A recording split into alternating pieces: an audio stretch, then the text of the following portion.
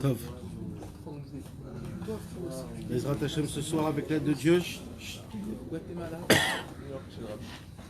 On va commencer à étudier la sikha de la semaine, sikha du Sichot Haran 182.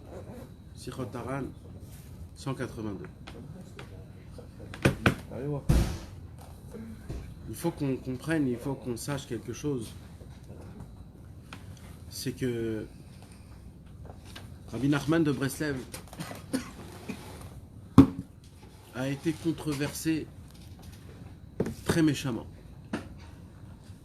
Rabbi Nachman a souffert de la controverse très méchamment. Très méchamment. Si la Mahloket à l'époque, elle serait vivante aujourd'hui, je ne sais pas s'il y aurait un seul Chassid Breslev aujourd'hui. Mais Baruch Hashem, la Mahloket, elle s'est calmée parce que le temps, il fait son travail et la vérité, elle sort en fin de compte, même si ça prend des dizaines et des dizaines d'années. Mais en fin de compte, à la fin du compte, ça sort comme il faut. Le Hémet, il sort et tout rentre comme il faut en ordre. Rabbi Nachman de Breslev a été controversé pour la première fois par un très grand tzaddik.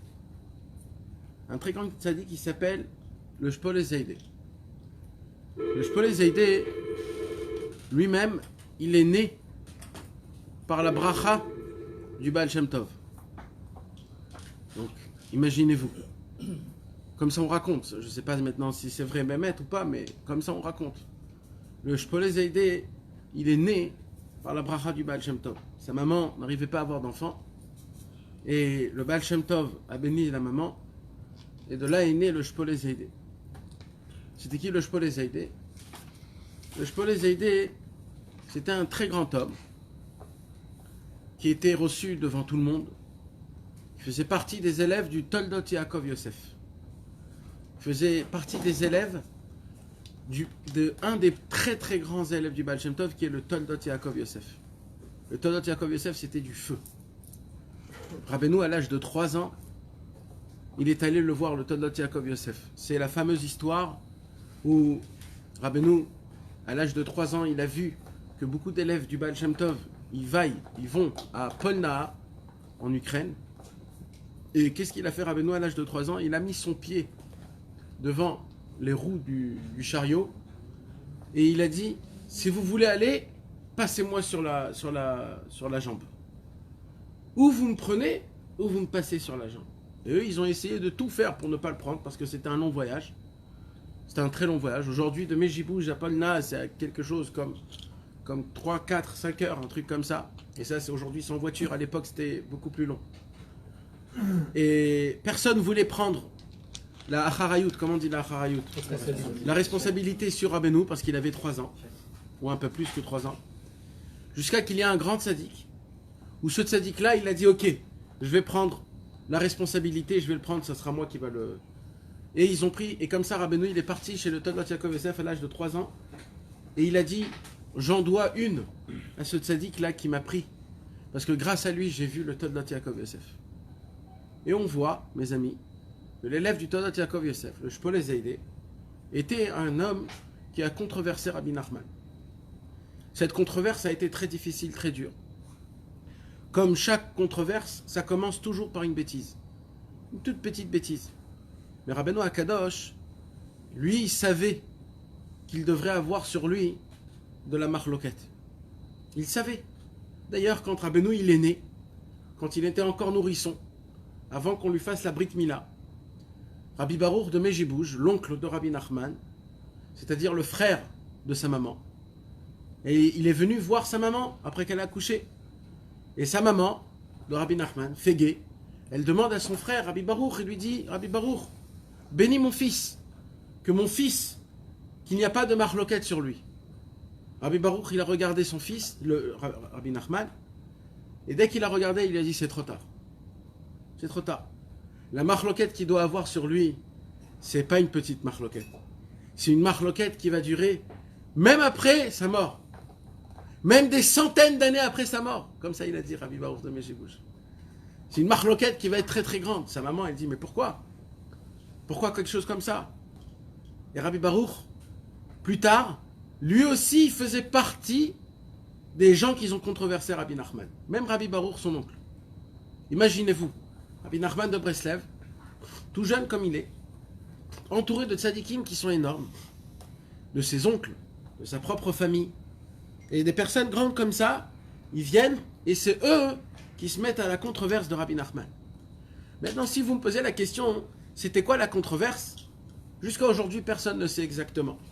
C'est pas une controverse de un il dit comme ça, l'autre il dit autrement, et de là il y a une controverse. Non, il n'y avait pas de controverse sur des mots, sur des sujets, sur des paroles, sur des sagesses. C'était pas du tout ce genre de controverse. La controverse qu'il y avait, c'était toute une sorte autre controverse. C'était une controverse qui était malheureusement alimentée et créée surtout par le public du deuxième niveau. C'est quoi le public du deuxième niveau? C'est les gens qui connaissent pas trop, qui se mêlent et qui font de la marloquette. Et ça a fait du feu, jusqu'à que la marloquette, elle a été très difficile. Il y a eu une époque où Rabbi Nachman, il a vécu dans une ville qui s'appelle Medvedivke. Il a vécu 2 ans là-bas. Et Rabbi Nachman, il a dit c'était le commencement de la marloquette, ça s'est passé là-bas. Rabbi Nachman, il a dit une parole qui était énorme, qui était frustrante. Qu'est-ce qu'il a dit, Rabbi Nachman? Il a dit, c'est écrit dans la Gemara que le Guéhinom, c'est 11 mois. Et bien moi, j'étais dans le Guéhinom 2 ans. Tellement il a souffert le martyre de la marloquette. C'est-à-dire c'est 11 mois. Normalement, le Guéhinom, c'est pas plus que 11 mois, normalement. Pour des gens qui n'ont pas fait des très grandes avérotes, normalement, c'est 11 mois. 11 mois, on répare, on va dans le Guéhinom, on fait ce qu'on doit faire, et après, normalement, un homme normal, et après le Guéhinom, il va au Gan Eden. Chacun en fonction de sa place. Maintenant, il y a des gens, Chas v'Shalom, qui font des très très graves avérotes, où eux, ils tombent en bas du Guéhinom, dans le Sheol. Et le Sheol, par exemple, il n'y a pas de temps pour ça. Dans le Sheol, des fois, tu peux rester 100 ans. Des fois, tu peux rester 500 ans. Chas v'Shalom. Il n'y a pas de fin pour ça. C'est très très grave. Et il y a encore plein de niveaux, il y a 7 étages dans le Guéhinom. Chaque étage, il est fait pour des gens spéciaux. Et chaque endroit, il est fait d'une manière qu'il y a un temps spécial où au moment où tu termines à te purifier, tu peux rentrer dans le Gan Eden. Rabbi Nachman, il dit, aujourd'hui, dans le Guéhinom, il n'y a que 11 mois de souffrance. Moi, j'ai souffert 24 mois. Moi, j'ai souffert 2 ans de marloquette. Les marloquettes, c'était des choses qui étaient très graves. C'était des humiliations qu'on ne peut même pas s'imaginer. C'était des paroles qui étaient très graves. Maintenant, à l'époque, Rabbi Nachman de Breslev, il était déjà avec toute son allure. Rabbi Nachman, il était déjà avec toute sa grandeur, avec toutes ses perceptions divines. Il avait déjà tué le Yetzer Hara, parce qu'il lui-même, il a dit qu'à l'âge de 20 ans, il n'avait plus aucune odeur du Yetzer Hara. Il dit Rabbi Nachman de Breslev, il y a des gens qui ont le Yetzer Hara avec toute cette finesse. C'est quoi le Yetzer Hara? C'est un Yetzer Hara, c'est un mauvais penchant, que son travail au Yetzer Hara, c'est quoi? C'est d'essayer de t'alimenter dans le mal. C'est essayer de te convaincre de faire le mal et d'y croire dans le mal. D'y croire que si tu fais cette avéra, tu seras Bessimcha, ça va te donner du kiff, ça va te donner du plaisir. Et ainsi de suite, et ainsi de suite. Ça, c'est le Yetzer Hara. Et il y a des gens qui travaillent sur leur Yetzer Hara. Comment on travaille sur le Yetzer Hara, mes amis? On travaille sur le Yetzer Hara quand on essaye d'une manière fixée de servir Hachem. Comme par exemple, je vous donne un petit exemple qui est simple. Un homme qui est habitué à faire Shabbat. Un homme, il est habitué à faire Shabbat. Quand il est habitué à faire Shabbat, petit à petit, ça rentre dans son habitude. Jusqu'à que ça devient plus... Il n'a plus aucun mauvais penchant, Chas v'Shalom, d'être Mechalel Shabbat. Pourquoi? Parce que ça y est, il s'est habitué avec tout ce qui se passe. Donc, cet homme, en appliquant Shabbat, de Shabbat en Shabbat, qu'est-ce qu'il a fait? Il a tué son Yetzer Hara qui va lui dire enfreins Shabbat. Et ainsi de suite. Un homme qui met tous les jours les téphilines, il a son Seder Kavua, il va à la synagogue, il met les téphilines, ça fait Baruch Hashem 40 ans, 50 ans qu'il met les téphilines. Lui, il a tué son Yetzer Hara qui va venir pour lui dire ne mets pas les tefilines aujourd'hui. Pourquoi? Parce que chaque jour que tu mets les tefilines, tous les jours tu écrases le Yetzer Hara encore un peu plus, jusqu'au jour où tu le tues. Donc il dit Rabbi Nachman, il y a des gens, des grands, des tzadikim, que eux ils ont essayé de combattre le Yetzer Hara. Et ils ont combattu le Yetzer Hara dans des niveaux qui sont très élevés, comme par exemple le Yetzer Hara du sommeil. Vous savez mes amis, malheureusement on a nous en tant qu'êtres humains, quand il y a quelque chose qui nous ennuie un tout petit peu, on commence à bâiller. Nos paupières commencent à devenir lourdes et on veut aller dormir. Même s'il est 8h du matin, même s'il est 10h du matin, même s'il est 1h de l'après-midi. On bâille et les pupilles commencent à devenir très lourdes, les paupières, ils commencent à devenir très lourds et on se demande pourquoi je suis fatigué. Tu sais pourquoi tu n'es pas fatigué? D'abord, tu n'es pas fatigué. Et si tu crois que tu es fatigué, il y a écrit dans la Torah pourquoi tu es fatigué. Où il y a écrit dans la Torah pourquoi tu es fatigué? Dans la paracha de Amalek. Dans la paracha de Amalek, il y a écrit parce que tu n'as pas servi à Kadosh Baruch Hu, c'est pour cela que tu seras fatigué. Comme ça c'est écrit dans la paracha de Amalek, mais fourrache, noir sur blanc. La fatigue, elle vient chez qui? Chez un homme qui ne sert pas Hachem. Un homme qui sert Hachem, dans ce monde-ci, mes amis, quand tu te fatigues, tu es fatigué. Tu vas faire du sport. Tu vas pousser, tu vas courir, tu vas sauter, tu vas t'entraîner. Et là, c'est sûr, tu es fatigué, ton corps, il a été épuisé. Dans la Torah, c'est l'inverse. Rabbeinu, il nous apprend que quand un homme, il sert Hachem, c'est justement là-bas qu'il puise ses forces. Et plus un homme, il sert Hachem, plus il a de la force. Pourquoi on est fatigué? Parce qu'on ne prie pas comme il faut. Pourquoi on est fatigué? Parce qu'on n'étudie pas comme il faut. Pourquoi on est fatigué? Parce qu'on ne danse pas assez. Alors moi, je vais venir chez quelqu'un qui est fatigué, je lui dis, tu sais, tu vas avoir un peu de force, vas-y, danse. Qu'est-ce qu'il va me dire? Il va me dire, mais danser? Mais je te dis, je suis fatigué, je ne peux même pas bouger. Ben, c'est exactement ça le problème. C'est parce que tu ne veux pas bouger. Au moment où tu vas voir, tu vas sauter, tu vas voir, tu vas devenir tout neuf. Au moment où tu vas essayer de te renforcer en frappant des mains, en croyant à Hachem, en essayant de étudier une petite parole de Torah, ou essayer de prier avec tout ton corps, pas de prier qu'avec sa bouche. Il y a des gens qui croient aujourd'hui qu'on prie qu'avec la bouche. C'est que les lèvres qui doivent bouger. Ça, c'est pas la prière, mes amis. Ça, c'est des vieux. C'est des vieux qui ont 100 ans, qui sont dans une bête à vote, dans une maison de retraite, que eux, malheureusement, ils peuvent pas bouger, alors il n'y a que les lèvres qui bougent. Nous, mes amis, on doit prier d'une manière que tout notre corps, il doit prier. On doit prier avec de l'Aïtlavut, avec de l'Aïtorerut, en bougeant. On doit suer. Ça doit être un travail. Il y a plein de bruit ce soir. Qu'est-ce qui se passe, mes amis? Il se passe quelque chose de spécial. C'est quoi? C'est que malheureusement, nous, on sent qu'on n'a pas de force, mais en vérité, d'où on puise la force? On la puise de la Vodat Hashem.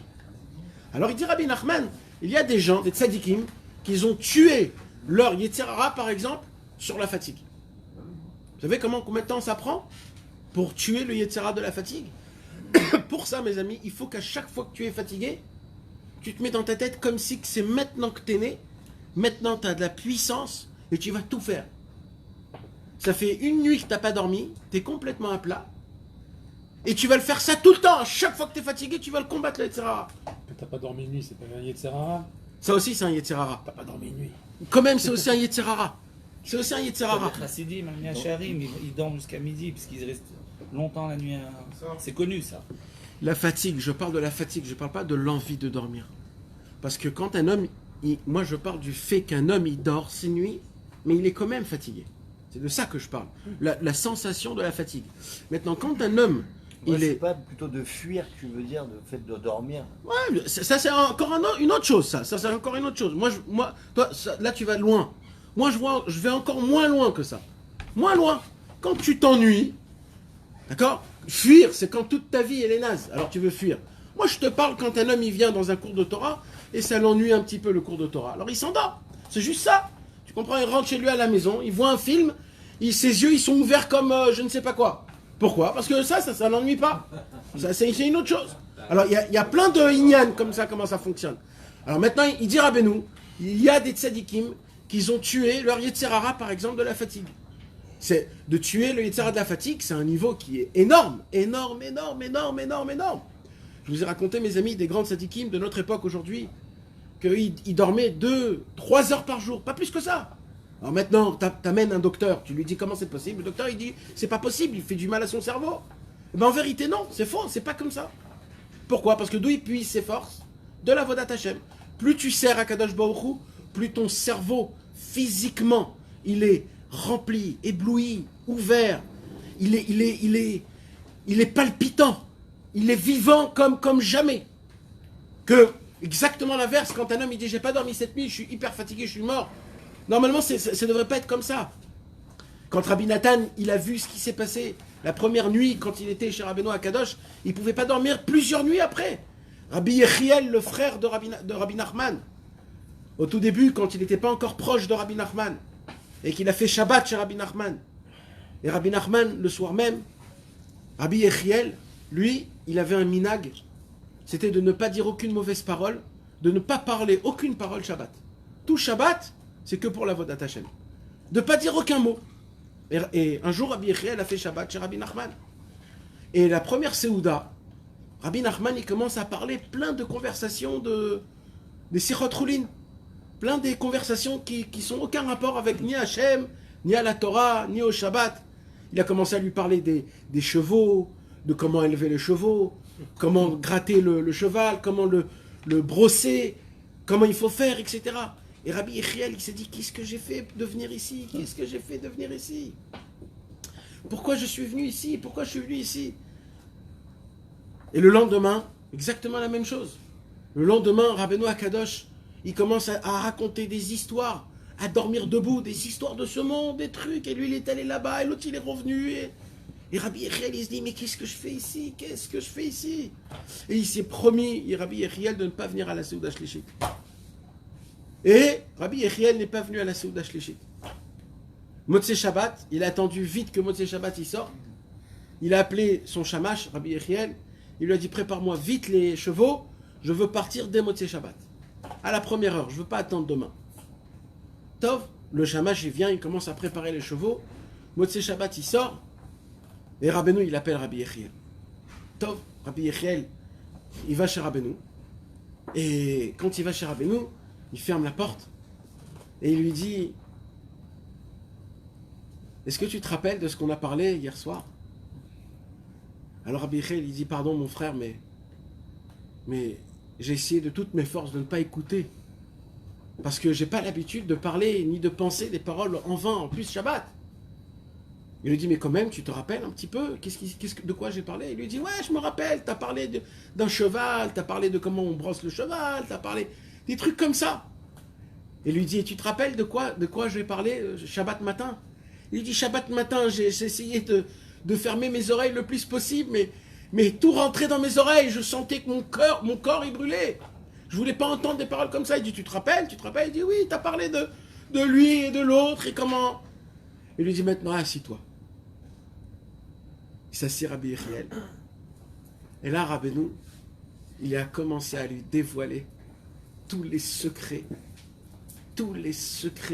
qui dépendaient des paroles de ce que Rabbeinu avait dit. Après, il lui a dit, maintenant, on va parler de la Seouda Shnia. Et là, Rabbeinu, il a commencé à lui dire tout ce qu'il a parlé, des bêtises de Pierre, Paul et Jacques. Et Rabbeinu, il lui a expliqué comment il a fait rentrer dedans des secrets. Il lui a fait montrer comment dedans, il y a des sagesses énormes. Pas des sagesses d'Afka de la Torah, des sagesses dans le monde. Il lui a dévoilé des secrets que personne au monde connaît. Des choses que jusqu'à aujourd'hui on ne connaît pas, on ne sait pas. Rabbi Yechiel devant Rabbeinu, Rabbi Nachman, devant son frère Rabbi Yechiel, il pouvait ouvrir. Devant nous, il ne pouvait pas ouvrir, mais devant son frère Rabbi Yechiel, il pouvait dévoiler tout. Vous voulez savoir ce qui s'est passé avec Rabbi Yechiel? Rabbi Yechiel est resté chez Rabbeinu, enfermé dans une chambre pendant 3 jours et 3 nuits. Il n'a ni mangé, ni bu, ni dormi. Il n'a fait que pleurer. Que pleurer. Pendant 3 jours et 3 nuits. Il ne pouvait pas mettre les téphilines, il ne pouvait rien faire. Il était comme si qu'il était tétanisé, comme si qu'un éclair lui avait cramé son cerveau. Mamash ça. C'était vraiment ça. Et Rabbi Yechiel, depuis ce jour-là, il s'est annulé totalement à son frère, Rabbi Nachman de Breslev. Mais vous vous imaginez, mes amis, Rabbi Yechiel, un grand tzaddik comme lui, quelqu'un qui connaissait des choses qu'on ne peut même pas s'imaginer, petit-fils du Baal Shem Tov, il a grandi dans les maisons les plus grandes de la Chassidoute. Il entend de son frère, qu'est-ce qu'il entend de son frère? Des sodotes qu'encore dans le monde, il n'y a jamais été découvert. Maintenant, il aurait pu dire pshh, il aurait pu dire waouh, il aurait pu s'enflammer une nuit. 3 jours et 3 nuits, il ne pouvait plus bouger. Il a dit c'est pas possible ce qui se passe dans ce monde. C'est pas possible, c'est pas possible. Un jour, Rabbeinu, il marche avec Rabbi Yechiel à Shavuot. Il marche dehors pour aller au mikvé. Il lui dit, Rabbi Yechiel, t'entends ce que j'entends? Rabbi Yechiel, il dit, non. Il dit, t'entends pas ce que j'entends? Rabbi Yechiel, il dit, pardon, Rabbeinu, mais non. De quoi tu parles? Du chariot qui vient de passer? Il dit, mais de quoi tu me parles? Il lui dit, j'entends tous les anges du ciel en train de chanter, de louer Akadosh Baruch Hu avant qu'il nous donne la Torah. Il lui dit, si tu pourrais entendre c'est quoi cette beauté, tu ne pourrais pas vivre une seule seconde. Mes amis, Rabbeinu Akadosh, tout ce que je vous raconte, ça c'est quand il était encore tout jeune. C'était ma mâche à son époque, quand la marloquette elle a commencé. Malheureusement, Rabbi Nachman a été mis dans une très très grande marloquette. Mais la vraie marloquette, mes amis, elle a commencé, pas du vivant de Rabbi Nachman. La vraie marloquette, elle a commencé bien après. Vous savez, mes amis, que Rabbeinu Akadosh, on a étudié plusieurs semaines, les derniers cours, dans Sichot Haran, on a parlé de c'est quoi la différence de Rabbi Nachman avant Eretz Israël et après Eretz Israël. Vous vous rappelez? Vous vous rappelez de qu'est-ce qu'on a dit? Qu'est-ce qu'il était Rabbeinu avant Eretz Israël? Avant Eretz Israël, il peut faire le pidyon. Il peut monter dans le ciel, il peut faire appel jusqu'à qu'il peut aller devant Hashem Yitbarach Be'atzmo et enlever tous les problèmes. Ça, c'était avant Eretz Israël. Quand Rabbi Nachman de Breslev, il était dans le bateau du retour pour arriver à Odessa, vous savez qu'est-ce que Rabbeinu il a dit? Rabbeinu il a dit, je vous ai rapporté un cadeau. Il a dit, ah bon? Ouais. Et vous savez c'est quoi ce cadeau? Il a dit quoi? La marloquette. La marloquette? Une marloquette c'est un cadeau? La marloquette c'est pas un cadeau. La marloquette c'est grave. C'est grave la marloquette. Normalement un homme, comme on a beaucoup l'habitude d'entendre aujourd'hui chez les juifs de Peace in Love et les juifs qui veulent tout faire tous un seul morceau, où ils veulent dire l'essentiel, c'est tous d'être ensemble, c'est de s'aimer ensemble. Après tout, les Breslev et ça et cela et cela. Après tout, ils veulent servir Hachem, donc ils sont tous dans le même. Vous savez, c'est qui parle comme ça? C'est Korach. Korach, il a dit, Moshe Rabbeinu, qui tu es toi? T'es comme nous tous, on est tous pareils. Pourquoi tu veux être plus grand que les autres? Pourquoi Aaron, il doit être plus grand que les autres? Pourquoi Elazar et Itamar, ça doit être les Kohanim? Pourquoi nous, on n'est rien? Viens, on fait que nous tous, on est la même chose. On est tous pareils. Pourquoi faire des grands, des petits, des grands, des petits? Moshe Rabbeinu, il vient, il dit, mais on dirait que c'est moi qui a dit ça, c'est Hashem Yitbarach qui l'a dit. Il y a un tzaddik, il y a un Kohen, il y a des Ovdei Hashem. Chacun, il peut choisir là où il veut être son camp. Mais de venir et de dire on est tous pareils, c'est faux. Esav, c'était pareil. Esav, il est venu, et il a dit pourquoi Yaakov, il est mieux que moi? Qu'est-ce qu'il a fait Yaakov de plus que moi? Pourquoi lui, il est mieux que moi? Moi aussi, je suis le fils de Abraham et de Yitzhak. Pourquoi je ne suis pas le fils de Abraham et de Yitzhak? Et Yaakov, c'est mon frère, il y a plus proche que moi. Alors moi aussi, je suis pareil comme vous. Et ainsi de suite. Ça s'appelle, mes amis, vous voulez savoir à quoi ça s'appelle ça? C'est le plus grand sheker, le plus grand mensonge qui existe dans le monde. C'est de faire soi-disant, comme si que tout est pareil. Le plus grand Yetzer Hara aujourd'hui du monde, mes amis. Vous savez, c'est quoi? C'est l'égalité. L'égalisation qu'il y a aujourd'hui. Aujourd'hui, les hommes et les femmes, il y a des gens, des milliers de personnes qui dépensent des milliers de dollars pour essayer d'égaliser l'homme et la femme. Mes amis, aujourd'hui, c'est encore pas grave. D'accord? Aujourd'hui, c'est très grave. C'est comme ça qu'il y a les mariages de haut. Exactement, exactement. De là est venu des choses très graves. Mais eux, ils veulent enlever tous les simanim qu'Hachem a fait. Eux, ils veulent les enlever. Ils veulent enlever, c'est pas juste les hommes et les femmes, les grands et les petits. Il n'y a pas un riche et un pauvre, et tout ce genre de choses comme ça. Ils veulent tout légaliser, ils veulent tout faire comme si il n'y a que un peuple et il y a un seul patron. Et c'est qui le seul patron? C'est celui qui a le pouvoir, celui qui a de la force. Dans la Torah, mes amis, il y a des grades. Dans la Torah, il y a des niveaux. Dans la Torah, il y a des chemins. Il y a des chemins et c'est comme ça que ça doit se passer. Et c'est ça la beauté. Vous savez, c'est quoi la beauté, mes amis? La beauté, c'est pas qu'on se ressemble tous. La beauté, c'est justement qu'on se ressemble pas tous. Et la preuve, c'est quoi? C'est qu'Akadosh Baruch Hu, il a dit à Iyov. Akadosh Baruch Hu, il a dit, je vais créer des hommes que chacun va pas ressembler à l'autre. Il y aura des milliards et des milliards d'êtres humains dans le monde, depuis la création du monde jusqu'à la fin du monde, et il n'y en aura jamais un qui va ressembler à un autre. Pourquoi? Viens, on soit tous ensemble. Comme les autres disent, l'égalité. C'est quoi l'égalité? Viens, on se ressemble tous. Viens, on soit tous pareils. On travaille tous le même travail, on s'habille tous en même temps, on pense tous les mêmes choses. Ma pitom, vous savez c'est quoi la beauté? La beauté, c'est que chacun il a sa ichoudiout, il a sa personnalité, son unité à lui spéciale. Chacun il a sa perfection à lui qui lui appartient. Et de notre côté, chacun il peut supporter l'autre. C'est ça le vrai shalom. C'est quoi le shalom? Le shalom, c'est que on change pas. Le shalom, c'est pas qu'on se rabaisse chacun l'autre. C'est que chacun il reste dans sa position, mais c'est que un, il peut supporter l'autre. Un, il peut aider l'autre, comme Shammai et Hillel. Marloket, Shammai, Hillel, Rachetevot, Moshe. Pourquoi? Parce que Shammai et Hillel, leur Marloket, c'était les Shem Shamaim. Comment on sait que c'était Marloket, les Shem Shamaim?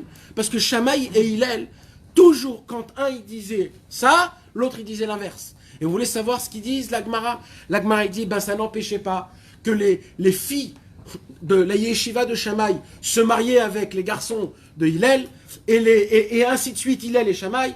Et toujours quand un, il voulait dire sa position, d'abord il disait l'autre, et après il disait sa position à lui. Tout le temps c'était comme ça. Alors peut-être il y a quelqu'un qui vient d'imbécile qui va dire, non, le shalom entre Shammai et Hillel, le shalom, faites le shalom. On va te donner une claque à celui qui dit ça. Shammai, il doit rester Shammai. Hillel, il doit rester Hillel. C'est ça la Torah et le Hémet. Alors c'est quoi le shalom? Le shalom, c'est qu'on se supporte. On s'aime. On est là, on est ensemble. Si tu as besoin d'aide, je suis là pour toi. Mais à cause de ça, je vais enlever mon Hémet. Je vais enlever ce que je crois. Je vais être un hypocrite. Je vais me rabaisser. Non, il faut dévoiler la divinité que chacun il a en lui. On a chacun en nous une divinité d'Hachem et c'est notre travail à nous sur terre de dévoiler cette divinité qu'Akadosh Baruch Hu nous a donnée. Sinon on va essayer de ressembler à quelqu'un d'autre, on perd notre divinité. On perd le point d'Hachem qu'on a en nous spécialement. On a notre Neshama que chacun en nous on a. C'est pas du tout la même Neshama qu'un autre. Chacun il a son propre Neshama. Et Akadosh Baruch Hu il demande quoi? Dévoile-moi dans le petit peu que je suis rentré en toi. Pourquoi? Parce que tu es spécial. Il n'y en aura jamais deux comme toi. Il n'y en aura que un comme toi. Ni avant, ni après, jamais. Tu es le seul au monde qui sera comme toi. C'est toi le seul au monde qui peut découvrir Hachem qui est en toi. Et tu dois le découvrir. C'est ton travail. C'est comme ça que ça fonctionne. Celui qui va essayer de se rabaisser, de se faire... C'est pas bien du tout. Alors les gens qui disent... Le shalom, l'essentiel, c'est de se mettre tous ensemble. L'essentiel, c'est de faire un. Et pourquoi il y a ça? Pourquoi il y a les Sfaradim? Pourquoi les Ashkenazim? Mais mes amis, ça, c'est une pensée qui est goy. C'est de la beauté. Les Sfaradim, les Ashkenazim, les Témanim. C'est de la beauté que quand quelqu'un il rentre dans une synagogue, il prie avec eux quand même. Il va pas dire, ah non, moi je suis comme ça ou je suis comme ça. Mais il y a une vérité. Tout est vérité. Tout c'est vrai. Quand il y a une marloquette dans la Torah. Tout, El, Divrei, Elokim Chaim, tout c'est des paroles d'Hachem. Si nous on comprend pas, c'est notre problème. Quand Mashiach viendra, Tishbi et Taretz Kushot ou Bayot. Il n'y a pas écrit Tishbi et Taretz Marlokot. Il n'y a pas écrit qu'Eliyahu Navi va faire le shalom entre la marloquette. Il y a écrit qu'Eliyahu Navi va juste répondre à nos questions. Quelles questions? Comment moi, dans ma tête, je vois que un il dit noir, l'autre il dit blanc, pour moi ça fonctionne pas. Ça, Eliyahu Navi va te l'enlever. Mais chacun, il restera avec son dévoilement d'Hachem. Oui, Nathan. Je sais pas si, comme nous, quand on va au Man, enfin je crois que pour tout le monde, on vit une sorte de shalom. Et on veut que tout le monde aussi vive ce shalom. Alors ça marche aussi. Alors c'est pareil pour. Enfin, on le voit au Man. Tout le monde est au Man, tous les juifs du monde. Les 600 000. Alors apparemment, c'est que quand il y a d'autres courants qui veulent que tout le monde aille faire face ceci ou cela, et qu'on n'est pas forcément d'accord. Alors comment on fait? Non, moi je parle pas de Bah. particulièrement. Moi je parle en général, ce que j'entends souvent et ce qu'on dit souvent, qu'il y a des gens des fois, que eux, ils ont un problème, c'est quoi? C'est qu'ils disent, vous devrez tous faire la paix, les chassidim, etc. Vous devez tous vous mettre ensemble. Vous devez tous choisir un grand, essayer d'aller tous ensemble et d'être tous ensemble. Ça, mais ça c'est goy. Ça, c'est chrétien. Ça, c'est chrétien, ça. Ça, c'est Imarchimo, ça. La beauté de la Torah, tu sais c'est quoi la beauté de la Torah? C'est que la Torah, elle a 70 facettes. Ça veut dire quoi des facettes? Si c'est la même facette, c'est pas une facette. C'est une facette. Apparemment, s'il y a plusieurs facettes, c'est que une n'est pas pareille que l'autre. Donc si une n'est pas pareille que l'autre, alors c'est quoi la vérité? C'est celle-là ou c'est celle-là? Comme la très grande question des Midrashim. Là, je suis en train de m'écarter de mon cours, mais c'est pas grave. La grande question des Midrashim. C'est quoi la question des Midrashim? Souvent, on lit des histoires dans le Midrashim. Et souvent, on voit qu'il y a des fois deux histoires sur un fait. Ça veut dire, il t'explique, par exemple, avec qui s'est marié Yosef. Alors, il y a là souvent, il y a la... Et l'autre histoire aussi. Et il y a l'autre histoire qui te raconte une autre histoire avec Yosef. Alors, tu te dis, attends, alors c'est laquelle la vérité? C'est celle-là ou celle-là? Ça, mes amis, ça c'est Amalek qui nous donne des problèmes dans la tête, que malheureusement on ne peut pas comprendre comment ça fonctionne. Mais Amalek, c'est un autre mec. C'est un autre mec. Amalek, c'est un autre mec. Il y a Yetzerara et il y a Amalek. C'est plusieurs, il y en a plusieurs. C'est des camps. Hein? Amalek, non, pas Amalek. Amalek, c'est pas un ange. Amalek, c'est une idée qui rentre dans ta tête. C'est une idée. C'est une idée, c'est comme un virus. Non, ouais, mais c'est pas bien. Amalek, il faut le tuer, il faut l'écraser. Amalek. Amalek, c'est celui qui va toujours te dire. Qui te dit? Peut-être c'est faux. C'est le doute. C'est le doute. Il va te refroidir. Amalek, toujours il te refroidit. T'es chaud, il va te refroidir, c'est Amalek. C'est le safek. Alors maintenant, mes amis, écoutez bien. Alors maintenant, qu'est-ce qui se passe? Il se passe que, au moment où un homme, il sait comment dévoiler à Kadosh Baruch Hu, chacun d'après son niveau, à son inyan à lui, grâce à ça, c'est là où il peut voir le shalom émet, la vraie vérité, la vraie paix, la paix émet, que chacun il est là où il est à sa place, et chacun ils ont un seul but, mais chacun il a son chemin. Chacun il a son chemin. Pas tout le monde doit avoir le même chemin. Chacun son chemin. Son chemin personnel. Mais je ne vais pas rentrer dans ça parce que c'est une très grande souga. Et malheureusement, vous pouvez comprendre mes choses que je dis mal et les interpréter d'une mauvaise manière. Donc je voudrais peut-être un jour consacrer sur ça une parole, mais je voudrais juste revenir sur le sujet essentiel c'est que Rabbi Nachman a dévoilé donc qu'il y a des tzadikim que Baruch Hashem, ils ont tué leur Yetzerara. Il y a plusieurs sortes de Yetzerara. Il y a, comme on a dit, le Yetzerara de la fatigue, le Yetzerara du Limud Torah, le Yetzerara de la prière, le Yetzerara de faire beaucoup d'argent, et ainsi de suite, et ainsi de suite. Il y a des Yetzerara plus fins, et il y a des Yetzerara grossiers. D'accord? Yetzerara grossier, c'est quand le Yetzerara il vient carrément, et il te fait rentrer dans un délire où toi-même tu te dis mais c'est pas possible d'être comme ça, c'est pas possible. Et ça c'est grossier. Il y a des gens qui sont un peu plus fins. Ils appliquent Torah ou mitzvot, ils font pas trop de averot. Alors le Yetzerara chez eux, c'est quoi? C'est un Yetzerara de pas mettre toutes tes forces dans la Vodat Hashem. Ouais, tu peux prier. L'essentiel c'est tu pries. Alors prie, mais pas avec tes forces, prie, juste lis. Il y a un Yetzerara qui va dire aujourd'hui t'as pas besoin, t'es pas obligé de lire les Teilim. C'est pas obligé de lire les Teilim. C'est obligé de lire les Teilim. T'es pas obligé de lire les Teilim. Ah, Rabbi Nathan, il a dit qu'un seul jour ne passe pas sans les Teilim. Ok, Bezrat Hashem, peut-être demain. Ça, c'est un Yetzerara qui est un peu plus fin. C'est le Yetzerara où il te dit pas de faire un péché, mais il te dit de rabaisser. Alors il dit d'alléger. Rabbi Nachman, il dit, ça, c'est le Yetzerara des Tzadikim. Les Tzadikim, ils ont un Yetzerara, c'est quoi leur Yetzerara des Tzadikim? C'est est-ce que je fais plus? Ou est-ce que je me garde du mal à proximité avec de l'extrême? C'est ça le Yetzerara. Il dit, mais il y a des Tzadikim qui sont encore plus forts que eux. Plus forts que cela, c'est quoi? C'est que eux, même ce Yetzerara-là qui lui dit pas de faire des fautes carrément, juste de baisser, il dit, Rabbeinu, il y a des gens, des Tzadikim, que eux, ils ont pris leur Yetzerara et ils l'ont mamash anéanti, totalement. Ils ont appliqué Torah au mitzvot mamash jusqu'à qu'ils l'ont enlevé totalement. Et ces gens-là, leur Yetzerara, eux, il dort, il est tout petit, tout petit, tout petit, tout petit.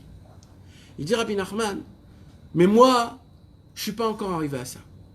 Il dit, moi, à l'âge de 20 ans, il dit Rabbi Nachman, à l'âge de 20 ans, ce qu'on est en train de parler là, c'était à l'âge de 13 ans. Il dit, à l'âge de 20 ans, mon Yetzerara est devenu un ange kadosh. C'est devenu un ange kadosh. On ne sait même pas ce que ça veut dire. On ne sait même pas ce que ça veut dire. C'est devenu mon Yetzerara. Mon Yetzerara, c'est un ange kadosh. Ça veut dire en fait quoi? Ça veut dire si je prends, il dira Rabbeinu, si je prends mon Yetzerara à moi et je le donne à toi, dès demain matin, tu deviens un tzadik amour. Un tzadik amour. Et ça, c'est le Yetzerara de Rabbeinu. C'est un malach kadosh, il dit Rabbeinu. D'accord? Maintenant, à ce niveau-là, Rabbeinu, quand il est revenu d'Eretz Israël, que son Yetzerara, c'était un ange kadosh, c'est à ce moment-là où il a commencé la marloquette. Donc vous comprenez bien que la marloquette qui s'est passée, mes amis, c'est pas une marloquette de bêtises. Vous voulez savoir ce qui s'est passé? C'est écrit dans tous les livres. Rabbeinu Akadosh aussi, il le raconte, et je l'ai dit plusieurs fois. Vous savez, mes amis, Akadosh Baruch Hu, c'est écrit comme ça. Akadosh Baruch Hu, quand il voit la neshama d'un très grand tzaddik qui va venir dans ce monde et qui va réveiller beaucoup de juifs à faire teshuva, beaucoup de juifs à essayer de se rapprocher d'Hachem, beaucoup de juifs à vouloir à croire en Akadosh Baruch Hu. Quand Hachem il voit une neshama comme ça, qu'est-ce qu'il fait Hachem? La première chose qu'il fait, c'est d'essayer d'arranger qu'il y a autour de cette neshama-là de la marloquette. C'est Hachem lui-même. Hachem lui-même fait en sorte que sur cette neshama, il y aura de la marloquette. Ah bon? Mais pourquoi? Tu l'as dit déjà, je crois. Tu as dit que sans marloquette, il ne pouvait pas s'élever. Nahon. Nahon. Il n'y a pas de logique dans ça non plus. Alors c'est pourquoi? Tant qu'il y a de la marloquette, ils vont. Oui, mais il n'y a pas de logique non plus que quand il y a de la marloquette, tu continues à t'élever. Mais c'était ce qu'il a dit. Oui, mais d'accord, mais Rabbeinu a dit qu'un homme ressemble à un arbre. Et Rabbeinu nous a appris que la marloquette, elle est équivaut à de l'eau. Pourquoi? Parce qu'il y a écrit dans la Torah qu'il n'y a pas plus grave que quand les galim, comment on dit les galim? Les vagues. Quand les vagues, quand ils sont fortes, il n'y a pas plus fort qu'une vague. Il n'y a pas plus fort. Même quelque chose qui est solide, il ne fait pas un dégât comme l'eau, elle peut faire un dégât. Parce que l'eau, d'un côté, il est dur quand il y a du vent, et d'un autre côté, il est mou. Ça veut dire qu'il rentre partout. Il est là, il fait un carnage partout. Dans le mur, dans les trucs. Des fois, on abat des maisons en entière à cause de l'humidité. Alors, l'eau équivaut à la marloquette. Il dit Rabbeinu, quand un homme, on lui jette de l'eau sur un arbre, il pousse. C'est ce que Rabbeinu a dit à son frère Rabbi Yechiel, parce que Rabbi Yechiel, il souffrait. Donc, pour pousser, il faut avoir de l'eau, il faut avoir de la marloquette. Mais ça, c'est pas la raison. C'est pas de ça que je parle. Pourquoi, Hachem, tu fais en sorte qu'un homme, il a de la marloquette autour? Tu peux pas faire tout simplement qu'il n'a pas de marloquette et qu'il soit entendu comme il faut. Akadosh Baruch Hu, il dit oui, mais il y a un problème. Il dit quoi? C'est quoi le problème? Il dit malheureusement, il y a les forces du mal. C'est quoi les forces du mal, mes amis? C'est quoi les Sitra Hara? C'est quoi les Mekatregim? C'est quoi les Korot Atuma? C'est quoi ces forces noires là? C'est quoi ce côté gauche? C'est quoi ces forces du mal que toujours on parle, les clipotes, il y a des clipotes, fais attention, il y a des clipotes, fais gaffe. Pourquoi toujours on répète, on nous dit ça, fais attention. Quand un homme, il mange, on lui dit fais maïm acharonim. Ah bon, pourquoi? C'est pour donner aux autres. Mais de qui tu parles? Mais de qui c'est que vous êtes quoi? On dirait des Indiens qui ont des esprits et vous faites des marabouts et des trucs comme ça. C'est quoi ce ignan? Ça existe, mes amis, ça existe. D'où ça vient? Il dit le Ari Akadosh. D'où vient les clipotes? D'où vient les korot atouma? D'où ça vient? La première fois, c'est venu, mes amis, malheureusement, que Dieu nous en préserve. C'est venu quand Adam Arishon, Chas Veshalom, il est tombé. Chas Veshalom, quand Adam Arishon, il est tombé dans une avéra, une sorte de pgam abrit, je ne vais pas rentrer dans ça. Et malheureusement, c'est lui qui a commencé à créer les premiers esprits graves. Pas bien du tout, les mauvais esprits. Et il a créé des démons. Et ces démons, ils sont faits pourquoi? Comme ces démons ont été créés en faisant une avéra, le but de ce démon, il est fait pour faire quoi? D'entraîner, de faire encore des avérotes aux autres personnes. Ça se pourrait que quelqu'un il marche dehors, et sans le savoir, il y a un démon d'un mec. Parce que juste il y a 5 minutes, il y a un autre mec qui était assis ici, et qu'il était en train de faire une avéra. Il était en train de faire une mamache, une avéra. Il était en train de regarder par exemple une femme. Et voilà, il a regardé, sa tête elle commençait à tourner, il a regardé, et pendant ce temps-là, il est en train de créer une forme d'un démon énorme. Maintenant, ce démon, il est encore tout bébé, donc il reste sur place. Toi, sans faire exprès, tu sors dehors, tu fumes une cigarette, bam! Tu reçois ce démon, tu le reçois sur la tête. D'un coup, tu comprends pas pourquoi tu commences à délirer. Pourquoi tu délires? Parce que voilà, c'est ce qui se passe, voilà. Maintenant, ça, c'est stable. Maintenant, il y a... Ça, on le voit pas, ça. Non, on le voit pas. Ça se passe vraiment, c'est-à-dire... Ça se passe vraiment. Ça se passe vraiment. Ça, on le voit pas, mais c'est Maintenant, il y a plein de choses. Il y a quelqu'un qui peut voir ces démons. Bevadaï. Non, mais ça veut dire aujourd'hui. Non, tu sens, il y a des gens qui sentent. Il y a des gens qui enfants sentent. peuvent voir des Oui, démons. oui, bien sûr. Bien sûr. Bien sûr, il y a plein. Le Harizal, il dévoile des choses sur les enfants, par exemple. Pourquoi les enfants, ils sourient quand ils sont tout petits? Les nourrissons, des fois, quand ils dorment, ils font des sourires. D'accord? Alors les mamans, ils croient que, oh là là, il est en train de rêver des anges, etc. Le Harizal, il dit, ben non, c'est une autre raison. On va pas dire quoi, parce que ça sert à rien, et ça nous emmène nulle part. Mais même ça, c'est expliqué, tout est expliqué. Maintenant, mes amis, c'est pas que dehors. Ça peut, des fois, c'est toi-même qui l'emmène, le démon. Des fois, c'est toi-même qui le crée. Des fois, il y a plein de choses. C'est pour ça que c'est important de savoir où on habite. D'habiter dans des endroits qui sont un peu plus kadosh, pas dans des endroits où il y a beaucoup de fautes, ras v'shalom. Il y a des fois le makom qui est gorem. Le makom qui est gorem, c'est un endroit où il y a eu beaucoup de fautes. Alors quand tu vas arriver là-bas, ça va être plus facile pour toi de fauter. Pourquoi? Parce que l'endroit, il est comme ça, c'est comme ça, il y a plein d'explications sur ces sujets-là. Il vient Rabbeinu Akadosh. Et qu'est-ce qu'il nous apprend, Rabbeinu? Il nous apprend que lui, son Yetzer Hara, c'est un malach qui est kadosh. Un malach qui est kadosh. Maintenant, qu'est-ce qui se passe quand un homme, chas v'shalom, il faute? Quand un homme, il faute, il crée, je ne veux pas dire le mot démon parce que c'est trop... C'est un mauvais ange. Il crée un mauvais ange. Que cet ange-là, qu'est-ce qu'il va faire? Son travail, c'est de t'entraîner à faire encore des fautes. Quand un homme, il fait une faute une fois, cet ange-là qui se crée, il dit, allez, vas-y, t'as vu comment c'était kiffant? Allez, vas-y, fais-le une deuxième fois. Allez, une deuxième fois, allez, juste une deuxième fois. Et toi, tu comprends pas pourquoi. T'es hyper attiré. Tu sais pas pourquoi. Tu crois que c'est toi qui veux ça. C'est pas toi qui veux ça. Il y a un ange qui est dans ta tête qui te dit, vas-y, fais-le. Pourquoi? C'est toi-même qui l'as créé. Et malheureusement, mes amis, ça fait 5000 ans que le monde a été créé. Imaginez-vous la quantité de mauvais anges qu'il y a dans ce monde. Rabbi Yehuda Ptaya, il dit, si on aurait des yeux pour voir, on aurait cru que c'est tellement rempli qu'on ne peut pas marcher dehors, tellement c'est rempli d'anges. Ils sont tous serrés comme ça, On a des masses, et des masses, et des masses, et des masses, et des masses de mauvais anges dehors. Des masses. Les bons anges, ils montent en haut. Les mauvais, ils restent en bas. Donc il y a des masses, et des masses, et des masses. C'est pour ça que c'est pas aussi évident de garder ses yeux dehors. Dehors, il y a quoi? Il y a des publicités. C'est quoi les publicités? Vous croyez que c'est un mec, un jour il s'est réveillé, il dit je vais faire une publicité sur ça? Ma pitam. Il y a un ange dans le ciel. Cet ange-là, il s'appelle publicité. Tout son travail à lui, c'est quoi? C'est d'essayer de te faire sortir les yeux pour te dire crois à ce monde. Crois à la beauté d'une femme. Crois au ta'avot. Crois que si tu vas boire une bière, tu vas être plus bessimcha. Crois que si tu vas aller en discothèque, tu vas être plus bessimcha. Crois en ça. Et lui, il va te faire des publicités fluorescentes. Après, ça va être des films. Après, ça va être... Et ainsi de suite. Ça ne va pas arrêter. Tout ça, c'est quoi? Ce sont des anges qui combattent contre toi. C'est pour ça qu'il a écrit « Ki tetse la milchama ». Quand tu sors de chez toi, sache que tu es en guerre. C'est un combat. C'est pour ça, mes amis, comment nous, on doit le prendre, nous? Chaque seconde que je suis dehors et que je tombe pas, c'est une victoire gagnée à l'éternité. Chaque seconde que je suis dehors et que je garde mes yeux et que j'essaye de dire un petit pasouk dehors parce qu'il y a écrit « Vedibar tabam » ou « Vlertecha bader ». Il y a une mitzvah tassée d'Oraïta d'étudier la Torah quand on marche dehors. Alors quand tu marches dehors et tu te rappelles d'un pasouk, quel pasouk? Shema Israël Adonai Elenu Adonai Echad. Même pas tu le dis, rien que tu y penses. Là, qu'est-ce que tu fais? C'est comme si que tu prends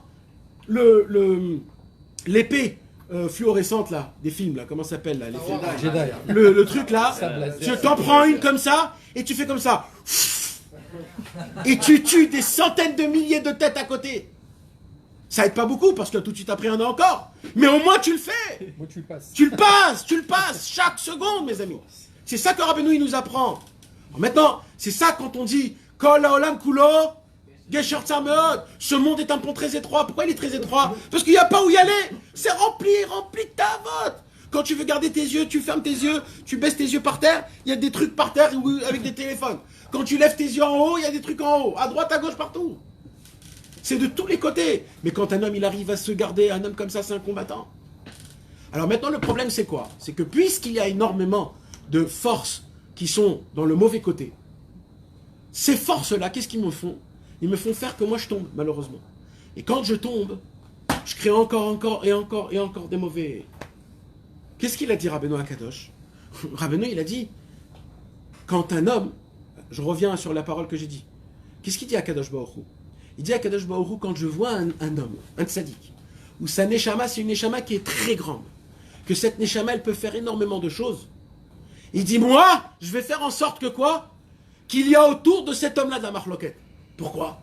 Makara? Vous savez pourquoi? Parce que les clipotes, les forces du mal, ils attendent qu'une seule chose. Quoi? Ils attendent de voir une très grande neshama pour puiser de lui le maximum. Ils veulent pas des petites neshamotes comme nous. Pour eux, nous on est des petits bisli bamba. Ça c'est juste pour le... Ça c'est pour le 4 heures. C'est pour le 2h, 3h. Mais pendant ce temps-là, la clipa, elle veut prendre un plat nourrissant, grand, fort, un beau plat. Et c'est qui un beau plat? C'est un grand tzaddik. C'est pour cela, mes amis, que il y a malheureusement, chas v'shalom, beaucoup de grands tzaddikim, malheureusement, qui sont tombés. Pourquoi ils sont tombés? Parce que le Yetzer Hara, il veut se prendre justement là où il y a de la lumière, là où il y a le plus. Alors qu'est-ce qu'il fait Hachem? Comme Hachem il adore ce tzaddik, comme Hachem il aime cette neshama, il fait qu'il y a de la marloquette. C'est quoi de la marloquette? C'est qu'il y a des gens qu'eux, ils vont venir, ils vont voir ce tzaddik, et ils vont dire, mais c'est un du tout, lui. Mais c'est pas un tzaddik. Mais lui, il fait comme ça et comme ça. Mais lui, il dit des bêtises. Mais c'est quoi ces inventations qu'il a inventées? Mais quoi, le Tikkun HaKlali, 10 psaumes. 10 psaumes. Le Harizal, il a dit, des jeunes, 80 jours. Le Harizal, il a dit, va savoir, Rabbi Shimon Bar Yochai. Il a dit qu'on ne peut même pas réparer. Et Rabbi Nachman, à l'âge de 24 ans, il vient et il dit, Tikkun HaKlali, 10 psaumes. Et il est devenu fou. Quand les clipotes, ils voient qu'il y a des gens qui contredisent ce tzaddik, les clipotes, ils disent, s'il est contredit, c'est qu'à dire qu'il n'est pas aussi grand comme on croit. Et là, il laisse tranquille. C'est la raison pour laquelle il y a de la marloquette chez les tzaddikim. En fait, pour qu'on le laisse tranquille, pour qu'on le laisse faire, pour qu'on le laisse avancer. Maintenant, mes amis, je vais vous lire un Zohar HaKadosh. Le Zohar HaKadosh dans Parashat Shemot, Daf Yud Zayin Amud Aleph. Le Zohar HaKadosh... Ça peut être aussi pour les Talmidim de ce tzaddik? Attends, on va arriver pour les Talmidim. Là, je suis encore en explication de la marloquette. Après, on va voir Bichlal Rabbeinu, et après, on va voir les Talmidim. Alors déjà, pour expliquer la marloquette, mes amis, il faut que vous compreniez quelque chose. Rabbi Shimon Bar Yochai pose une question très importante. Il dit quoi? Après, tu peux pas savoir la marloquette bonne et mauvaise aussi. Parce qu'il y a des gens tordus sur lesquels il y a de la marloquette aussi. Et bien malheureusement, ce cours ce soir, après ce cours, on ne pourra pas encore savoir c'est quoi le Hémet et c'est quoi le Sheker. On ne pourra pas savoir. Mais en tout cas, on va en parler énormément de ce que c'est la marloquette. Et j'espère, avec l'aide de Dieu, qu'on aurait quelques points en plus pour essayer de comprendre un petit peu Bichlal, c'est quoi la vraie marloquette. Parce qu'aujourd'hui, personne ne sait ce que c'est la vraie marloquette. Sache-le. La vraie marloquette, personne ne sait ce que c'est. La vraie marloquette, elle est Bigdoucha. La mauvaise marloquette, on ne connaît que la mauvaise marloquette. Aujourd'hui, on connaît une marloquette en fait qui est de la haine, qui est de la jalousie, qui est de la tacharout. Comment on dit la tacharout? De la compétition. Qui a le plus d'élèves, qui a la plus grande yeshiva, qui a étudié le plus. Aujourd'hui, c'est des bêtises. C'est comme des petits enfants dans un gan qui se battent, qui a mangé le plus de bonbons. C'est ça aujourd'hui la marloquette qu'il y a entre les rabbinim aujourd'hui. Chacun il dit ouais, moi, je suis, moi j'ai fait. C'est des bêtises aujourd'hui, c'est rien du tout, on ne parle pas de ça. Mais il y a une marloquette qui est encore plus grande, c'est une marloquette qui est en haut dans le ciel. Et maintenant, on va voir par rapport à ça, qu'est-ce qui se passe. Bishman Bar Yochai, il pose une question, il dit comment Pharaon est rentré dans sa tête le mauvais œil de se dire mais c'est pas possible. Le peuple juif est en train de grandir et de grandir et de grandir, et à la fin ils vont nous envahir. Il faut faire quelque chose. Il faut qu'on ait une emprise sur eux. Il faut les rendre tous des esclaves. Et la Torah là-bas, la Torah elle nous apprend que c'est pas que Pharaon qui a eu cette idée, c'est tous les Égyptiens d'Égypte, ils avaient tous dans leur tête ce petit problème-là. Qu'est-ce qu'ils font les Juifs ici? Qu'est-ce qu'ils font? Ils se multiplient, ils vont tous nous envahir. Rabbi Shimon Bar Yochai, il dit où et comment ça a commencé cette idée-là. Vous savez qu'est-ce qu'il dit Rabbi Shimon Bar Yochai? Il dit Rabbi Shimon Bar Yochai, vous n'allez pas vous croire de quoi qu'est-ce qu'on dit. Il dit Rabbi Shimon Bar Yochai, l'ange d'Égypte, ça veut dire quoi? Il y a 70 nations. Chaque nation, ils ont un patron. C'est qui le patron de chaque nation? Il y a un ange, ou cet ange-là, c'est comme le dieu de la nation. Cet ange-là, il s'occupe de leur argent, de la monnaie, du drapeau, des guerres, de la kalkala, comme on dit. L'économie, si ce sera une bonne terre, s'il y aura de l'expo, et tout. C'est le travail de chaque. Il y a un ange pour la France, il y a un ange pour les Égyptes, il y a un ange pour l'Angleterre, il y a 70 nations, 70 anges. C'est qui l'ange du peuple juif, de Eretz Israël? C'est Hachem Yitbarach en lui-même. C'est Akadosh Baruch Hu. L'ange d'Égypte est venu et il a dit à Hachem, Hachem, comment tu laisses ton peuple dans ma terre, dans mon Shetar? C'est une vraie question. Bah oui, un juif, il doit être en Eretz Israël. Alors là, le juif, est-ce que l'ange, il avait... Il choisit... Enfin, c'est pas une bonne question, ça. On ne rentre pas dans ça. Sur les juifs... Non, un juif qui est en galoute. Ouais, bien sûr que oui. Il dépend de l'ange ou d'Hachem? Non, il dépend de l'ange. C'est ma question. Il y a écrit dans la Gemara, Kol adar bechutz laaretz dome kemi she'en lo Eloah. Il n'a pas de Dieu. Un homme qui habite en chutz laaretz. Pourquoi? Parce qu'il est sous l'emprise de l'ange. Pourquoi vous croyez que Rabbeinu vous a dit de monter en Eretz Israël? Parce que c'est que ici que ça se passe. Mais Kitsu Rabbi Shimon Bar Yochai nous apprend que qu'est-ce qu'il a dit Hachem aux Égyptiens, l'ange de l'Égypte? Il a dit, je t'ordonne d'aller réveiller tout ton peuple, de haïr le peuple juif. En fait, c'était une idée d'Hachem. Comment Hachem il fait réveiller les juifs de Chutz Laaretz? Comment? Par la haine. Comment? Il y a écrit comme ça. Comme ça, il dit Rabbi Shimon. Omar Rabbi Shimon. Le ficharti vayomer kenomar. Achnis belibehon mil sedo. Kemoda tomar ki Adonai amar lo kalel et David. Marchevet alev bilvad. Vechen vayomer aman belibo. Vechen vayomer belibo al eben me'ashana. Achnis marchavte belibeon de amru. Rav ve'atzum mimenu. Mai mimenu. Retzion lomar mimena dileon. L'ange, il est allé chez tous les Égyptiens, avec chez Pharaon, et il leur a dit une seule phrase. Le matin, le soir, quand ils dormaient, il leur disait, regardez les Juifs, ils n'arrêtent pas de se multiplier. C'est les plus forts, c'est les plus riches, ils sont partout. Ils dominent le monde. Ils dominent le monde. C'est eux les plus forts, les plus beaux. Et ça leur rentrait dans la tête. Jusqu'à qu'un jour, c'est devenu quoi? C'est devenu ce qui s'est passé avec les Égyptiens. Donc Hachem, comment il fait réveiller un juif quand il est en Chutz Laaretz? Par la haine. C'est pour cela que c'est tellement bien.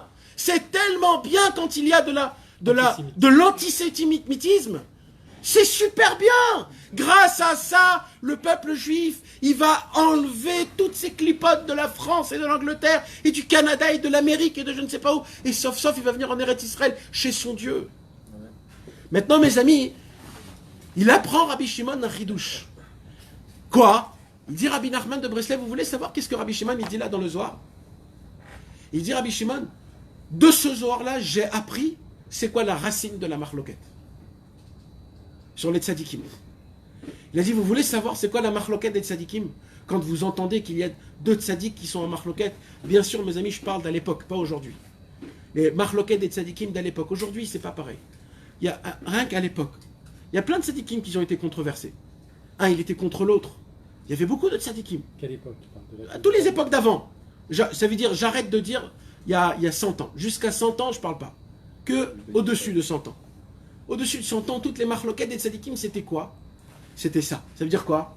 C'était qu'il y avait une marloquette entre un ange en haut dans le ciel et un autre pour le bien du peuple. Pas pour les tzadikim. Pour le bien du peuple. Pour le bien du peuple, il faut faire une marloquette.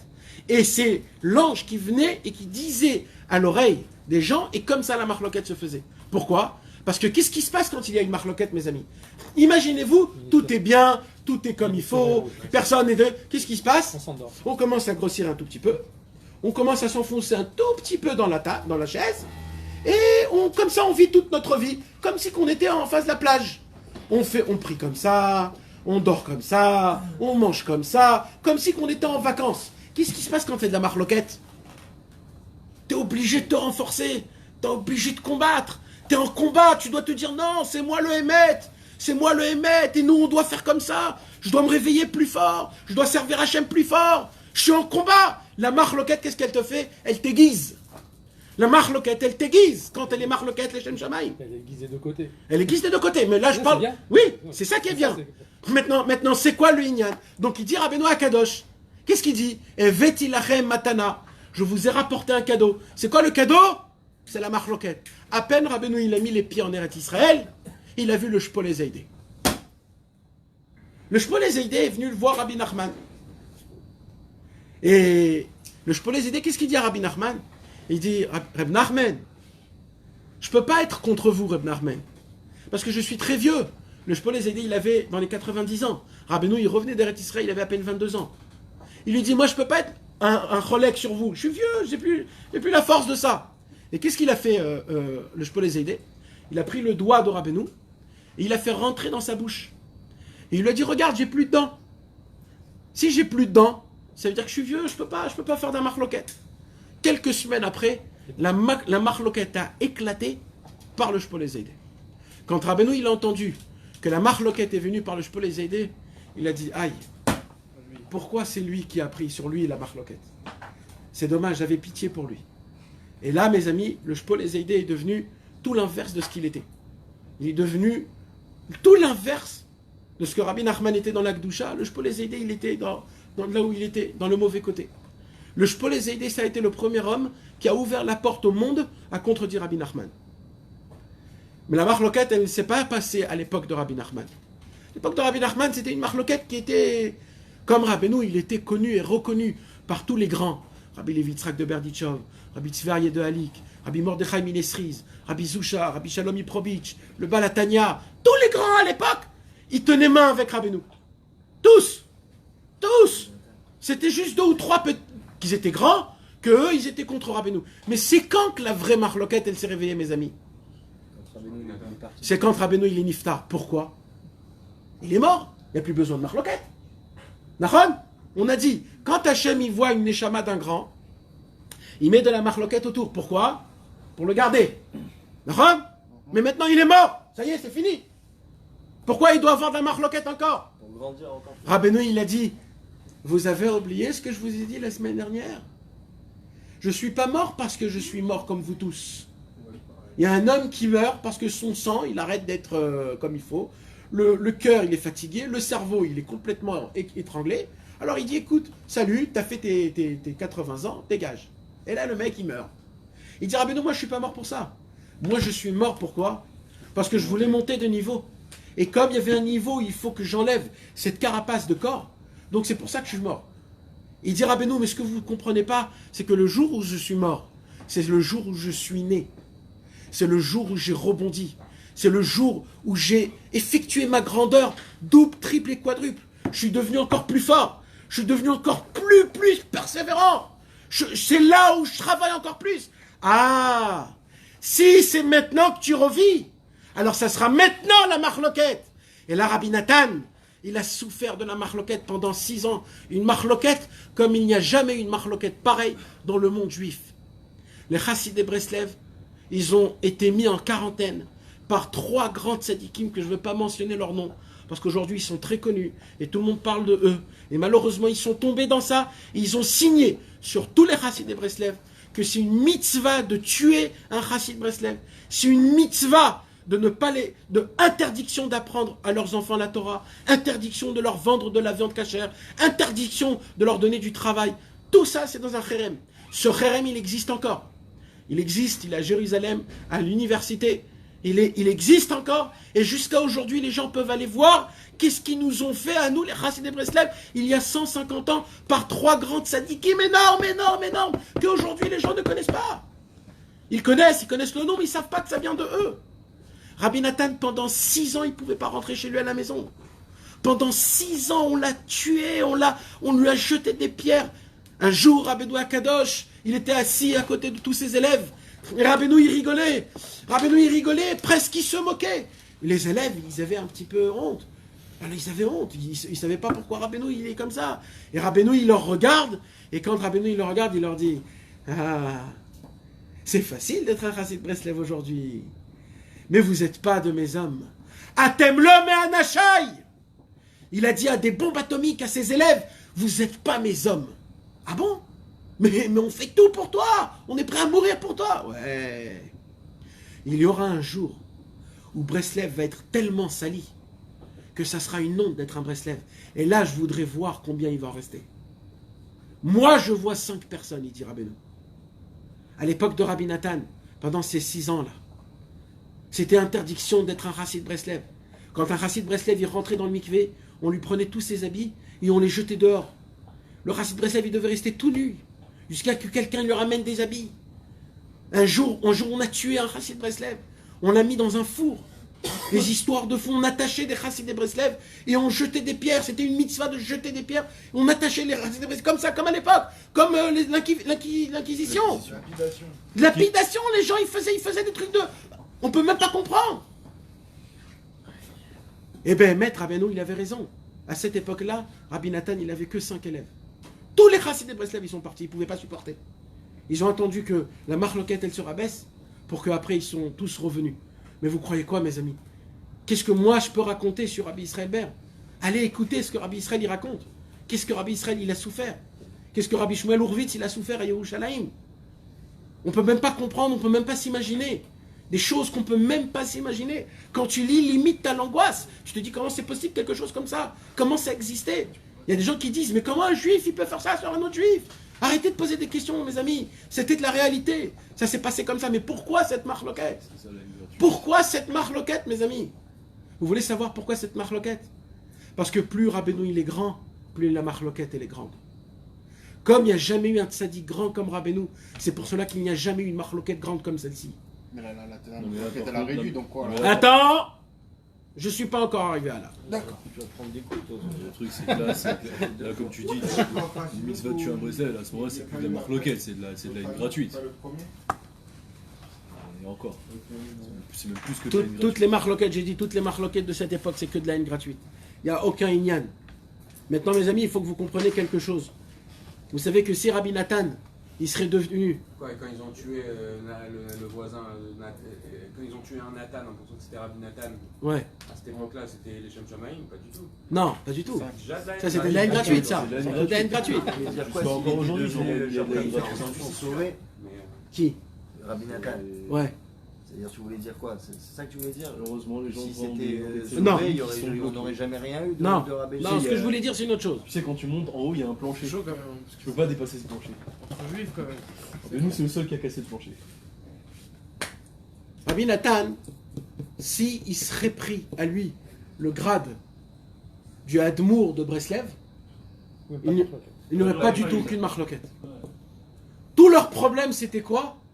C'est comment vous dites que Rabbeinu Akadosh, après qu'il est mort, il continue à vous réparer. Il continue à être là pour vous, à vous enseigner. Il continue, vous le vivez. On ne peut pas supporter que vous vivez Rabbeinu comme si qu'il est vivant. On ne peut pas supporter ça. Dites que Rabbi Nathan c'est le Rébé et on termine l'histoire. Rabbi Nathan il a dit jamais je dirai ça. Et s'il faut que je meure, eh ben je mourrai pour ça. Parce que Rabbeinu Akadosh, il restera le dernier Rébé jusqu'à la venue du Mashiach. Et ça sera lui qui va s'occuper de toutes les âmes, de toutes les Neshamot, de tout le Ham Israël. Celui qui veut et celui qui veut pas est plus fort que ça en plus. Rabbeinu, il a dit un jour, Ve'anochi Evdem. Ça veut dire quoi, Ve'anochi Evdem? Le jour Rabbeinu était assis à Ouman à la fin de sa vie. Il y avait une grande marloquette à Ouman, Dafka Ouman, il y avait une grande marloquette. Rabbeinu, un jour, il a dit le pasouk de Hoshea, l'Empère Exaïm.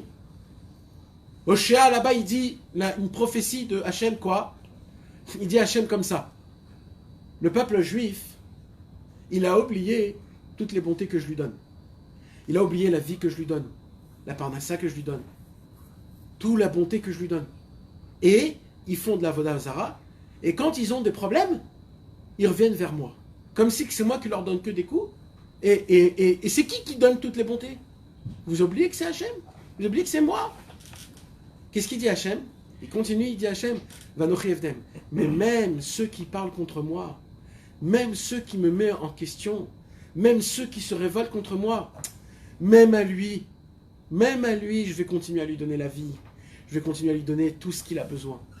Parce que je l'aime tellement, même celui qui est contre moi. Rabbeinu, il s'est levé quand il était malade à Ouman.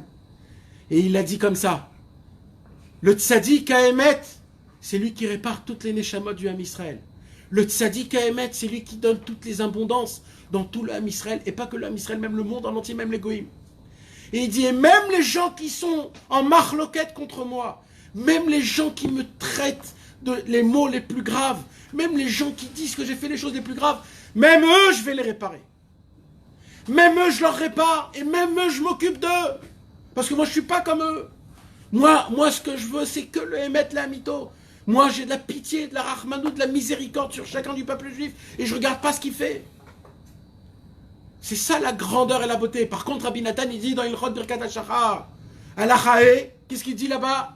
Il dit, le tikkun des Neshamot, comment il fonctionne? Il fonctionne par rapport au rapprochement du tzaddik. Ça veut dire quoi?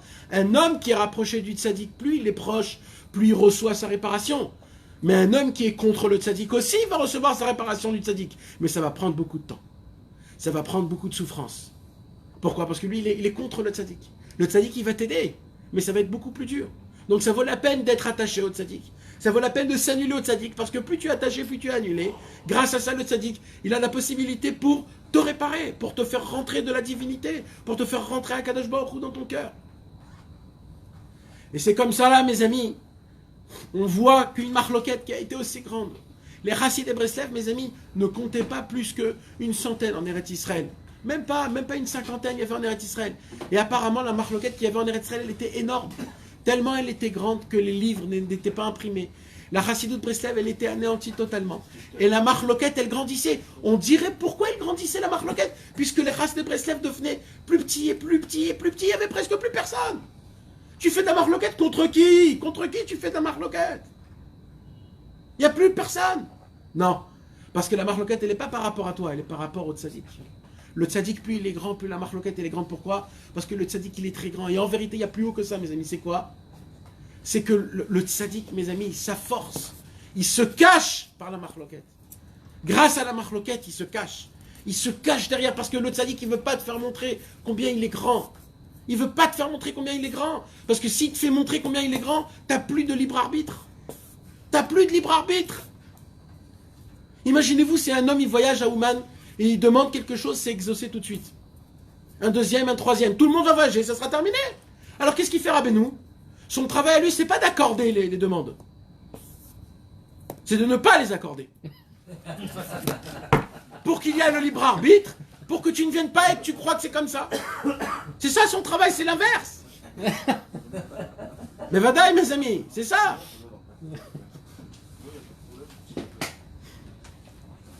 Maintenant, Baruch Hashem, la marloquette, elle s'est rapetissée.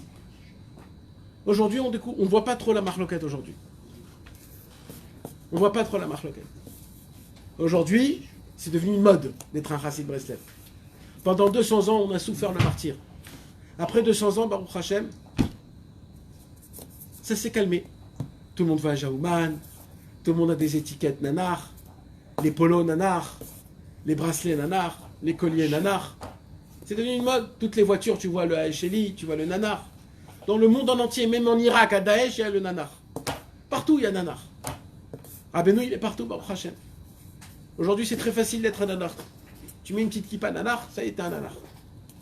Tu vois, Jaouman 2-3 fois, ça y est, t'es un Breslev. Mais moi, ça fait 3 fois. Moi, je suis allé, ouais, mais ça fait déjà 3 ans. Chaque année, mais bien sûr.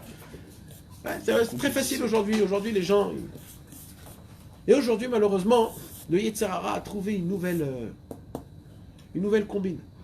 Une autre sorte de marloquette. Une complètement autre sorte de marloquette. À l'époque, la marloquette, c'était quoi, mes amis? On connaissait le Hémet.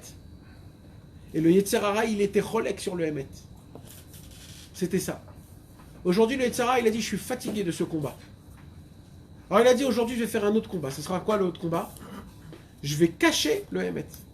Au lieu de combattre contre le Hémet, je vais appeler le Hémet Sheker et le Sheker Hémet.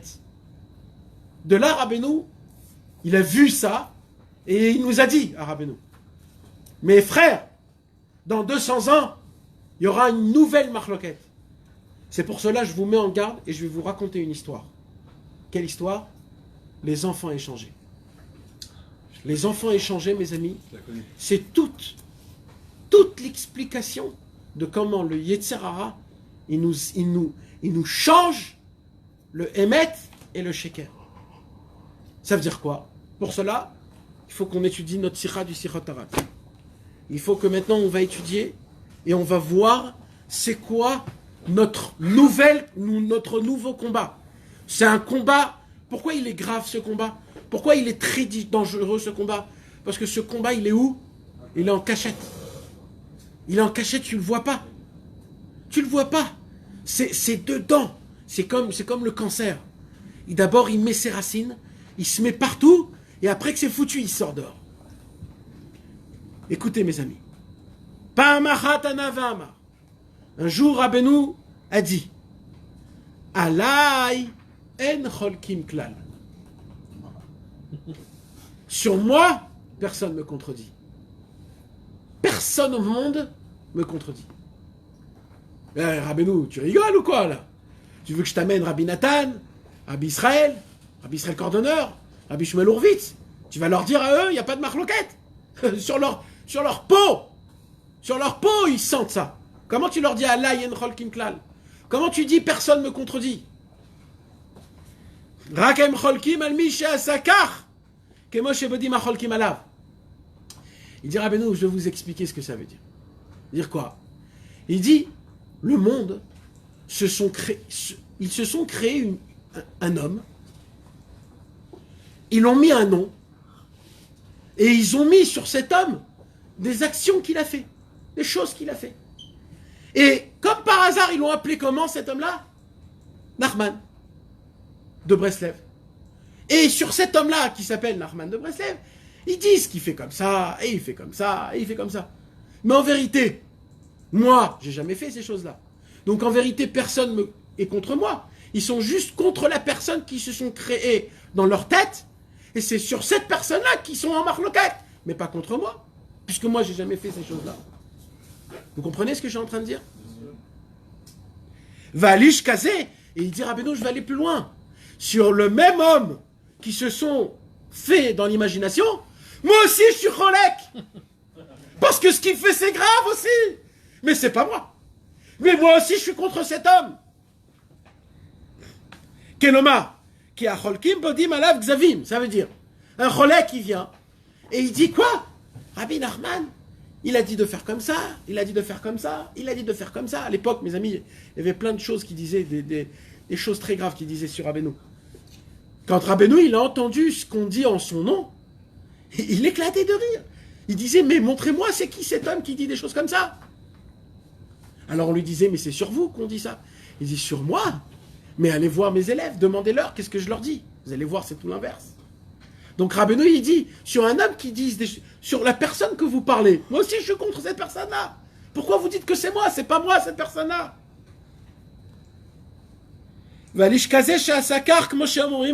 Un homme comme ça, qui a fait des choses comme eux, ils disent, c'est sûr qu'il faut contredire un homme comme ça. Nimtsa, donc de là je déduis, chez Alav en cholkim klal, sur moi personne ne me contredit. Hein? Voilà. Ouais, non, parce que c'est Rabbi Nathan qui dit chez Alav, sur Rabbeinu, en cholkin klan. Et là, Rabbi Nathan, il dit Ki imayu yodin godel tzitkato ou gdushato. Car si on aurait la connaissance de la grandeur, de la sagesse, de la pureté et du juste qu'il est, bevadaï lo ayu cholkim alav. C'est sûr et certain que personne il serait cholek sur lui. C'est quoi cholek, mes amis?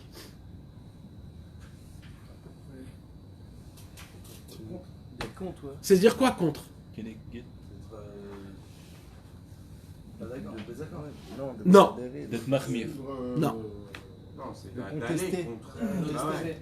De lever C'est les pas juste gens mahmir, contre- c'est carrément l'empêcher. Quand Rabbi Nachman de Breslev, il dit maintenant que j'ai dévoilé le Tikkun HaKlali dans le monde, que tout peuple juif sache qu'il y a enfin une réparation pour le plus grand péché du monde. Quand un homme, il ne prend pas le Tikkun HaKlali, et il ne donne pas à ses proches et aux gens qu'il aime, ça s'appelle un cholek sur Rabbeinu. Pourquoi? Parce qu'il ne croit pas dans la parole que Rabbeinu il a dit, que le Tikkun HaKlali, Behemet, il est metaken. D'être cholek sur Rabbeinu, mes amis, c'est de ne pas prendre en considération sa parole. Pourquoi? À de dénigrer alors. Pourquoi? Je vous explique. Pourquoi? Parce que Rabbi Nathan, là, qu'est-ce qu'il vient de dire? Il dit, Rabbi Nathan, c'est quoi le problème? C'est que les gens ne connaissent pas la grandeur du tzaddik. Parce qu'au moment où tu connais la grandeur du tzaddik, nous, on a l'obligation d'avoir la emunat rachamim. On doit croire dans tous les grands.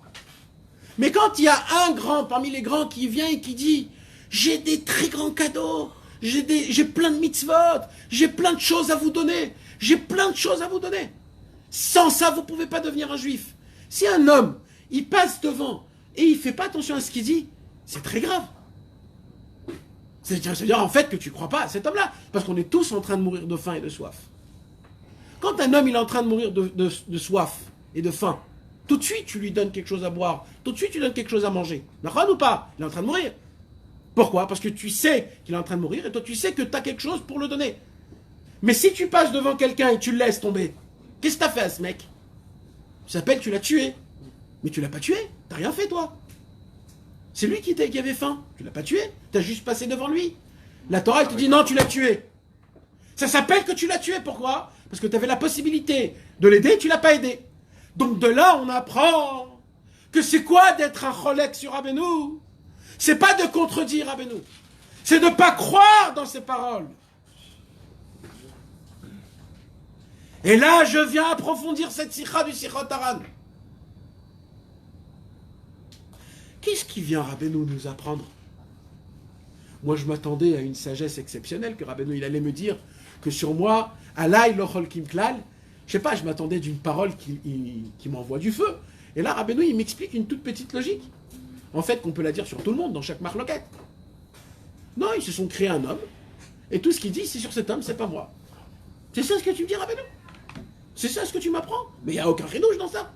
Et ça, tout le monde peut le dire, ça. C'est quoi cette grandeur que tu es en train de me dire? Rabbeinu dit, ah, t'as pas compris. Quelqu'un qui est cholek sur Rabbeinu un jour, il va ouvrir ce livre? Non. Qui va ouvrir ce livre? Celui qui croit en Rabbeinu. Celui qui croit en Rabbeinu. Qu'est-ce que moi j'ai besoin de lire ça? Je suis pas cholek sur Rabbeinu. Pourquoi Rabbeinu me dit ça? Normalement, ça, il faut dire à quelqu'un qui est cholek sur Rabbeinu. Alors, quand on fait pas les trucs de Rabbeinu, on est cholek sur Rabbeinu, il dit, vous voulez savoir, c'est qui le Cholkim? Je diffuse pas. Mes Cholkim, c'est mes élèves. Mes élèves, c'est des marloquettes contre moi. C'est pas les gens qui me contredisent. Les gens qui me contredisent, mais Ils ne connaissent pas. je m'occupe d'eux, c'est rien du tout. Vous voulez savoir, c'est qui le grand problème? C'est mes élèves. C'est vous. Nous tous. Nous, on est les plus grands balles marloquettes sur Rabbeinu. Quoi? Comment tu peux dire une parole pareille? Quoi? Mais non, pas jamais de la vie. Ils veulent pas, le Yetzirah ne veut pas ce soir, ils veulent pas. Écoutez mes amis, s'il vous plaît, soyez, c'est très important ce qu'on parle. Dans l'ordre, si tu diffuses pas, c'est qu'il faut Non, c'est pas à diffuser, non. Qu'est-ce qu'on fait? Écoutez bien, on va reprendre la Sirhat Haran et vous allez voir comment dans les mots, il se cache un message exceptionnel. Exceptionnel. Un message exceptionnel qui parle directement à nous. Je reprends. Sur moi, on n'est pas cholek. De qui il parle? De nous. Parce que Bémet, nous, qu'est-ce qu'on dit? On n'est pas cholek sur Rabbeinu. Donc Rabbeinu, il dit, ceux qui disent Alayen cholkim klal, qui sont mes élèves, maintenant c'est à vous que je m'adresse. Ah bon, quoi? Écoutez bien. Rakem cholkim al mi she'asakar kmo shebodim acholkim alav valish kaze bevadai raoui lachlok elomar mi acholkim ki acholkim bodim alav kzavim ukshkarim sher lo alu al libo she'asakar vekar mashakol sheker vekazav. Il y a un problème, mes amis, vous savez c'est quoi le problème? C'est qu'on veut à tout prix, nous en tant qu'humains, avoir une emprise sur Rabbeinu. Ça veut dire quoi? De le décrire. On veut décrire Rabbeinu. On veut dire toujours c'est qui Rabbeinu? C'est quoi Rabbeinu? On veut toujours dire Rabbeinu, il a emmené dans le monde, et là chacun il va dire son blablabla, un il va dire la simcha, l'autre il va dire le tikkun abrit, un il va dire Ouman Rosh Hashanah, et chacun il va dire son blaze. Et plus les années ils avancent, plus ça devient fou. Il y a des gens qui s'appellent des grands, des meneurs, des manigim, comme on dit, des dirigeants. Et tout le travail de ces dirigeants, c'est de parler au nom de Rabbeinu, en expliquant Rabbeinu, en disant c'est quoi Rabbeinu. Ça, mes amis, c'est ce qu'il vient de dire Rabbeinu. Qu'est-ce qu'il dit Rabbeinu? Il y a des gens, c'est qui des gens de qui on parle? On parle des Talmidim. Il y a des gens, ils se créent un homme, et ils mettent sur cet homme tout leur blablabla et tout leurs imbécilités, et ils disent c'est ça Rabbeinu. Après, qu'est-ce qui se passe? Il y a un mec de dehors qui connaît rien. Quand il voit le Rabbeinu que lui représente, il dit non, excuse-moi, moi j'ai pas pris comme ça, si c'est comme ça les Breslev, c'est très grave. Qu'est-ce qu'il vient de faire là? Il vient de créer une marloquette à cause de quoi? À cause d'un faux Rabbeinu qui s'est créé. Et là, Rabbeinu il vient, il dit, moi aussi, si je t'écoute toi, en racontant qui je suis contre ce Rabbeinu là. Vous avez compris ou vous n'avez pas compris? Vous n'avez pas compris. Vous n'avez pas compris. On voit la suite là, parce que je comprends pas comment nous on est des... T'as compris, Shmuel? Mais alors quoi, il continue à grandir, c'est qu'il faut dire Rabbeinu. Je répète. Je répète. Parce que ça, c'est pas que pour les grands et les dirigeants. Ça, c'est pour nous, chacun. Je vous ai déjà dit, mes amis, il y a une parole qu'on ne dit pas normalement, mais je veux vous le dire quand même. Il y a écrit qu'après 120 ans, tu vas monter dans le ciel. Et il y a des questions qu'on te pose. Une des premières questions, c'est est-ce que voudrais-tu avec toi, comme quand un policier il t'attache, qu'est-ce qu'il te dit le policier? Vous avez le droit, monsieur, de garder le silence, et si vous voulez un avocat, on vous donne l'avocat. C'est ce qu'ils vous disent. Quand on monte dans le ciel, on nous dit, tu as le droit de te taire. Si tu as besoin de quelqu'un, est-ce que tu voudrais quelqu'un? Maintenant, tu ne peux pas dire celui que tu veux. Parce que c'est pas... Tu dois dire quelqu'un que tu as eu un lien avec lui en bas, dans ce monde. Alors, chez les Chassidei Breslev, on raconte que en haut, dans le ciel, nous, quand on va monter, on va dire bien sûr, oh, Rabbeinu, Shela Ouman, il a fait sa promesse, L'ange, il va dire ok, je te laisse tranquille. Et là, il va se passer un truc. Là, Rabbi Nachman de Breslev va venir. Il va dire bonjour, Shalom Aleichem, qui tu es? Shalom Aleichem. Et là, il vient avec Rabbeinu, il monte dans le Beit Din. Et là, le Beit Din, le jugement, il va ouvrir ton livre. Et on va commencer à dire tout ce que tu as fait. À l'âge de 1 an, tu as fait ça. À l'âge de 2 ans. À l'âge de 3 ans. À l'âge de 4 ans. Et le temps passe. À l'âge de 7 ans. Là, tu dis, mais attends, mais c'est pas possible. On n'est que à 7 ans, là. Mais qu'est-ce qui va se passer quand je vais arriver à 17 ans? Mais à 20 ans, je vais rester des années. Et là, mon pote, et là, tu vas te retourner devant ton maître, Rabbi Nachman. Et là, il va dire, Rabbi Nachman, écoute, j'étais pas au courant de tout ça. Je m'excuse. Je croyais pas que c'était aussi grave que ça. Je peux pas t'aider. Mais je peux pas t'aider. Mais pas autant quand même. Allez, bisous frérot, tu m'imagines, merci. C'est notre seul espoir. Comment tu. Ah ouais, tu viens pas nous pourrir la soirée là. Là, tu nous as tout pété là. Chou, Yeouch. S'il dit ça, qu'est-ce que vous lui dites? Vous lui dites quoi? T'as fait une promesse. Je t'ai fait une promesse? Je l'ai Eh ben je peux pas la tenir. T'as pas le droit. Écoutez-moi bien, Laisse mes pas amis. quelqu'un mourir de faim. Vous savez qui on amène en haut dans le ciel? L'autre, celui qu'on a. On va emmener le Rabbi Nachman que toi tu t'es imaginé. Et dans ton imagination, Rabbi Nachman, il a une fin. La preuve, c'est qu'on continue à fauter. C'est que des fois on se pose des questions sur Rabbeinu.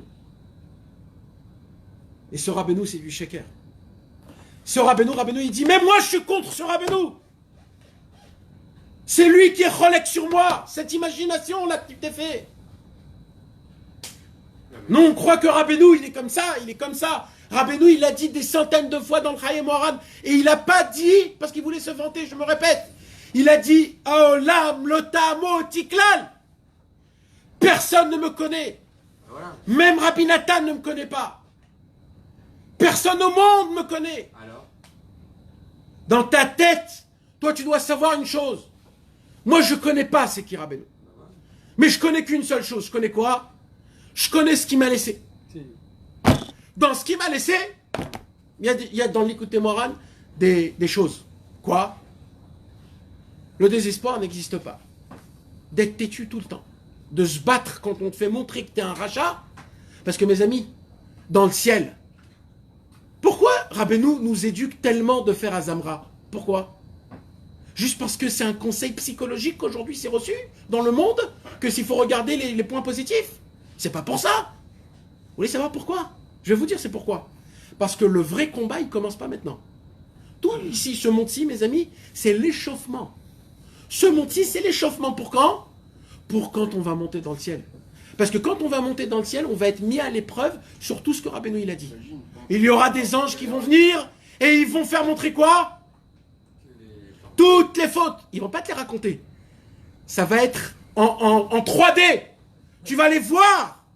Tu pourras pas dire c'était pas moi. Tu pourras les voir de tous les côtés, comme le téléphone, de tous les côtés, tu pourras le voir. D'en haut, d'en bas. Et là, qu'est-ce que tu vas faire?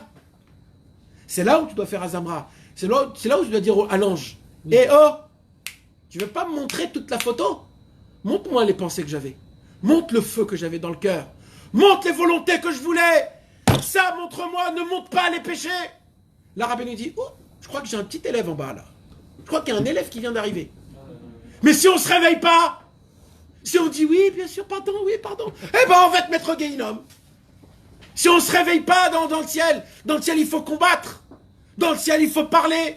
C'est là, c'est le ciel, le vrai combat.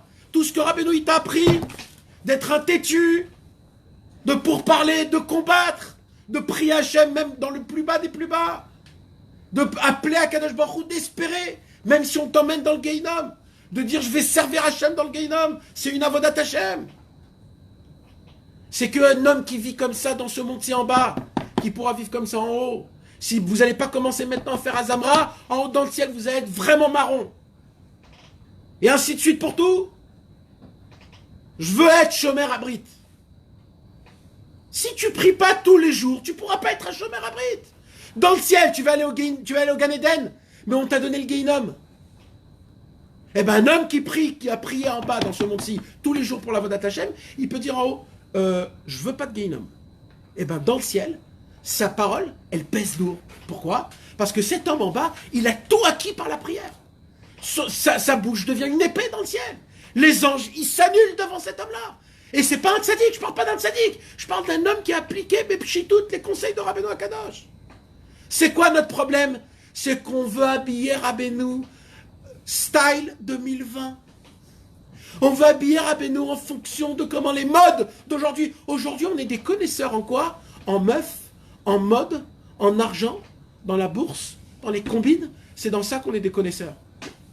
Et on veut faire rentrer ce Chen Shel Sheker dans Rabbeinu. On veut rendre Rabbeinu quelqu'un qui va bien dans la mode, quelqu'un qui va bien dans les publicités, quelqu'un qui va bien pour le business, et ainsi de suite. Ça, Rabbeinu, il dit, je suis Rolex sur ce Rabbeinu. Vous avez créé un Rabbeinu qui c'est pas moi. Des gens qui viennent et qui parlent des problèmes de Shalom Bayit d'après les paroles de Rabbeinu. Mais tu veux un coup de tête ou quoi? Mais Rabbeinu est descendu dans ce monde pour faire des problèmes de Shalom Bayit. Mais va, sois un homme. Sois un homme devant ta femme. Non, on parle pas de ça à nous. On parle d'un homme qui veut servir à Kadosh Baruch Hu, qu'il a des problèmes avec le Yetzirah, qu'il est toujours en colère, qu'il n'arrive pas à prier comme il faut. Pour ça, Rabbeinu, il est venu. Pas pour les corps, il est venu pour les âmes, Rabbeinu, il est venu. Si Rabbeinu, il serait venu pour un corps, on aurait un corps devant nous. Rabbeinu, il a dit, je ne vais pas laisser de corps. Vous savez pourquoi? Parce que je suis un rébé des Neshamot. Mes élèves, c'est des élèves de Neshamot. C'est spirituel. Et nous tous, on veut un corps, on veut quelqu'un. Et chacun, il vient. Et aujourd'hui, c'est très facile d'écrire des livres. Aujourd'hui, tu tapes au marché, tu as un peu d'argent, tac, c'est un livre. Et ça sort partout. Les gens, ils parlent sur Internet. T'as entendu même en Chine. L'imbécile le plus grand au monde, il peut dire les plus grandes bêtises, et il a entendu en Chine.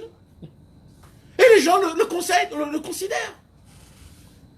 Mes amis, vous voulez savoir c'est quoi la plus grande marloquette aujourd'hui? La plus grande marloquette, c'est tous les gens qui parlent au nom de Rabbi Nachman, en décrit, vent c'est qui Rabbi Nachman, en expliquant c'est qui Rabbi Nachman. Le yadim klal. On sait rien. On est des gens, des ânes battus. On est des pourris. On ne sait pas étudier la Torah. On ne sait pas prier Hachem. On fait que des avérotes matin, midi et soir. On a beau connaître des secrets et ça nous emmène nulle part. On a beau essayer de tout faire, on reste les mêmes ânes battus qu'on est. Pourquoi? Parce que malheureusement, on est là. On ne prend pas comme il faut les choses, pas au sérieux. Rabbeinu, il est venu pour ça. Mais au moment où il y a un homme qui vient et qui se sert de mon handicap spirituel, et il dit, je vais t'expliquer Rabbi Nachman. Je vais t'expliquer le Likutei Moharan. Je vais dévoiler c'est quoi le Sipurei Maasiot. Je vais te dire exactement comment il faut faire Hitbodedut doutes. Je vais te dire combien d'heures il faut faire Hitbodedut doutes. Je vais te dire qu'est-ce qu'il faut faire dans Hitbodedut doutes. Je vais te dire comment il faut faire Tikkun Abrit. Je vais te dire comment il faut faire ça et ça et ça et ça. Mais oh, Rabbeinu, s'il n'a pas écrit, pourquoi c'est toi qui vas me le dire? Si Rabbeinu, il n'a pas écrit, pourquoi c'est toi qui vas m'en parler? Quoi, ça suffit pas, Rabbi Nachman et Rabbi Nathan? Rabbi Israël, il a dit, Rabbeinu, kvar echin lanu hakol. Rabbeinu, il nous a dressé la table, il y a tout sur la table. Tout. Il y a tout. Il n'y a rien qui manque. Le sel, le poivre, les salades, la mayonnaise, le ketchup, il y a tout. Pour tout le monde. Et il y a des gens aujourd'hui qui viennent et ils nous expliquent, soi-disant, c'est qui Rabbi Nachman et comment ça se passe. Alors, et ça, mes amis, c'est très grave. Parce que moi, que je connais rien du tout, je vais entendre de quelqu'un d'autre c'est quoi Rabbi Nachman, je vais entendre, et je vais entendre de cette personne-là c'est quoi Rabbi Nachman. Et un jour, je vais voir que ça ne marche pas ce conseil, je vais dire le conseil de Rabbeinu ne marche pas. J'ai fait 6 heures d'Hitbodedut et j'ai pas eu ma Yeshua. Alors Rabbeinu, voilà, il a dit quelque chose que ça ne fonctionne pas. Ah bon? Où c'est écrit qu'il faut faire Hitbodedut 6 heures? Espèce d'imbécile heureux. T'as ouvert de ta vie un jour un peu les livres de Rabbeinu avant d'ouvrir les livres que tu lis. Et ils parlent tous au nom de Rabbeinu. Rabbi Israël, mes amis. Rabbi Israël Ber Odesser. L'homme qu'il n'y aura plus jamais un homme pareil. Le number one mondial. Je ne sais pas d'où il a eu une force pareille. De ne jamais, jamais, jamais, jamais enseigner quelque chose. Jamais. Mais comment t'as fait? C'est humain. C'est humain de donner un conseil. C'est humain d'enseigner quelque chose. D'apprendre quelque chose à quelqu'un. C'est humain. Comment t'as fait, Rabbi Israël, pour ramener tout ce monde que t'as ramené? D'envahir le monde avec Ouman, de diffuser des millions de livres de Rabbi Nachman. Comment t'as fait? Rabbi Israël se prenait pour un ver de terre. Devant les plus grands Réchaïm, il venait avec un Likutei Moharan et il disait au Racha, viens, on lit ensemble. Viens, on voit ce que Rabbeinu dit. Et il le faisait lire. Il lui dit, qu'est-ce qu'on dit? Qu'est-ce qu'il y a écrit ici? Je comprends pas, tu peux m'expliquer s'il te plaît? Le mec, il commence à expliquer, et il lui dit, ben, c'est beau ce que tu dis. Mais c'est pas moi qui dis, c'est Rabbi Nachman. Eh ben, c'est beau. Et comme ça, il rapprochait le monde. De toute sa vie en entière, il n'a jamais fait aucun cours. Aucun cours de Torah, rien. Et comme ça, il a rapproché le monde en entier. Rabbi Israël, il ne savait pas parler aucune langue, à part le yiddish et un petit peu l'hébreu. Il est parti en France, et il a rapporté en une seule soirée 100 familles, sans aucune parole. Il les a rendus annulés totalement à Rabbi Nachman. Mais qu'est-ce que t'as fait cette soirée? Qu'est-ce que t'as fait, Rabbi Israël? Qu'est-ce que t'as fait? Qu'est-ce que t'as fait cette soirée? Qu'est-ce que t'as fait à 100 familles? 100 familles. Vous savez ce que c'est, 100 familles? Nous, à l'époque, en France, mais on n'était pas engloutis dans ce monde. On était dans les profondeurs de ce monde. Qu'est-ce que t'as fait, Rabbi Israël? Il a juste crié le nom de Rabbeinu Akadosh. Yesh Rebbe Baolam. Il y a un Rebbe dans le monde. Réveillez-vous, c'est tout ce qu'il a dit. Il n'est pas rentré dans les questions, dans les philosophies. Qu'est-ce qu'il dit Rabbi Nachman à propos du sujet que... Il n'a rien dit, tout ça dégage d'ici. C'est pas ça Rabbi Nachman. Rabbi Nachman, c'est un docteur, quelqu'un qui est malade qui vient chez moi. Tu veux parler de quoi?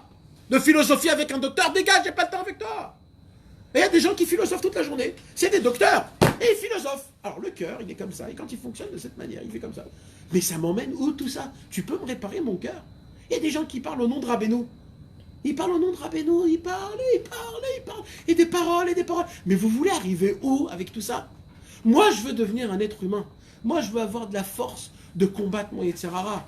Moi, je veux combattre mon Yetzer Hara. T'as un conseil à me donner? T'as quelque chose à me faire passer? Alors si t'as rien, dégage d'ici. Mais malheureusement, comme le monde aujourd'hui, il adore les philosophies, alors on rentre tous dans des philosophies et on devient tous des philosophes. Remplis de tavot, remplis de niouf et de je ne sais pas quoi. Rabbeinu, il dit, aïe. La chose la plus grave au monde, c'est quoi? C'est de prendre mon nom, de se sucrer sur mon nom et de croire que c'est moi. Il n'y a pas plus grave que ça au monde. Vous imaginez, mes amis, il y a un divorce entre un papa et une maman. Et la maman, qu'est-ce qu'elle fait toute la journée avec ses enfants? Elle pourrit le nom de son père. Maintenant, le père, il n'a rien de tout ça. Rien. Est-ce qu'il y a plus grave que ça, mes amis? Est-ce qu'il y a plus grave que ça?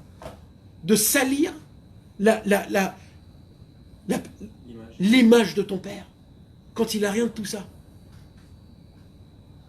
Mes amis, vous voulez savoir quelque chose? Il y a longtemps que Mashiach devait venir. S'il n'y aurait pas ces gens qui commencent à nous décrire c'est quoi Rabbeinu. Et le problème, mes amis, encore une fois, c'est pas d'Afka les dirigeants, c'est même nous. C'est nous-mêmes. Nous-mêmes qu'on croit que Rabbeinu il est comme ça, et Rabbeinu c'est comme ça, et Rabbeinu.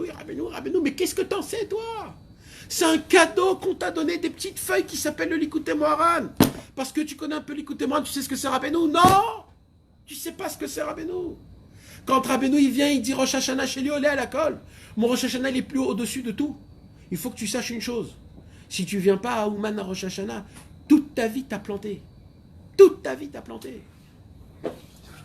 Et ça, c'est ça Rosh Hashanah. Parce que le tzaddik, c'est pas un tzaddik.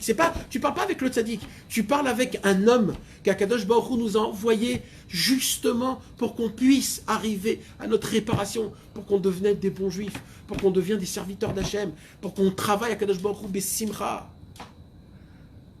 Quand Rabbeinu il dit le Tikkun HaKlali il sauve du Bgam Habrit, c'est pas le Tikkun HaKlali qui sauve du Bgam Habrit, c'est le fait que Rabbeinu l'a ordonné. On peut devenir un Ish Kacher quand on fait des doutes. Ça, c'est pourquoi? Parce que c'est Rabbeinu qui l'a ordonné. C'est la puissance de Rabbeinu qui a ordonné, qui fait en sorte que le travail fonctionne. Rabbeinu, il vient et il continue.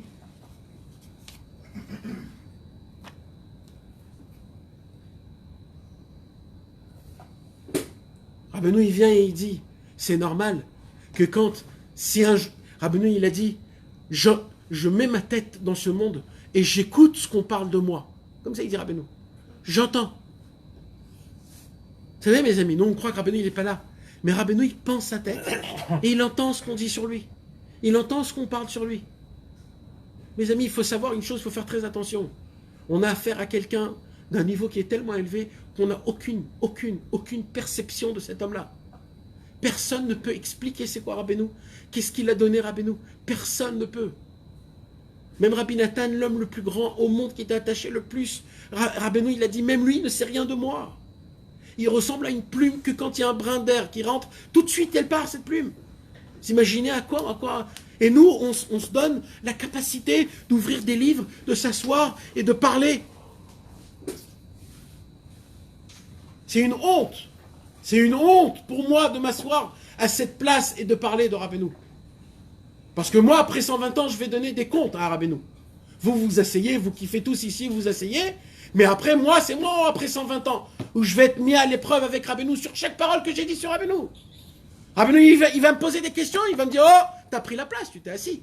Tu le savais qu'il fallait pas s'asseoir. Tu l'as pris quand même la place. T'as parlé. Et le pire de tout ça, c'est que t'as parlé sur Internet en plus. Alors maintenant, on va prendre des comptes sur chaque parole que t'as fait pendant 10 ans. Allez, vas-y, on va prendre.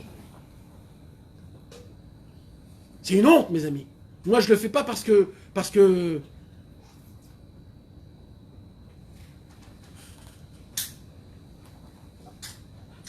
Alors, la première chose à faire, c'est quoi? Vous voyez que Rabbi Nathan, dans le Likutei Tfilot, il dit, Ribono shel olam, fais-moi montrer où il est le tzaddik. Comment Rabbi Nathan, il dit, fais-moi montrer où il est le tzaddik? Tu l'as pas trouvé, le tzaddik? Tu l'as pas trouvé, c'est Rabbi Nachman. Comment tu l'as pas trouvé? Il va pas s'attendre.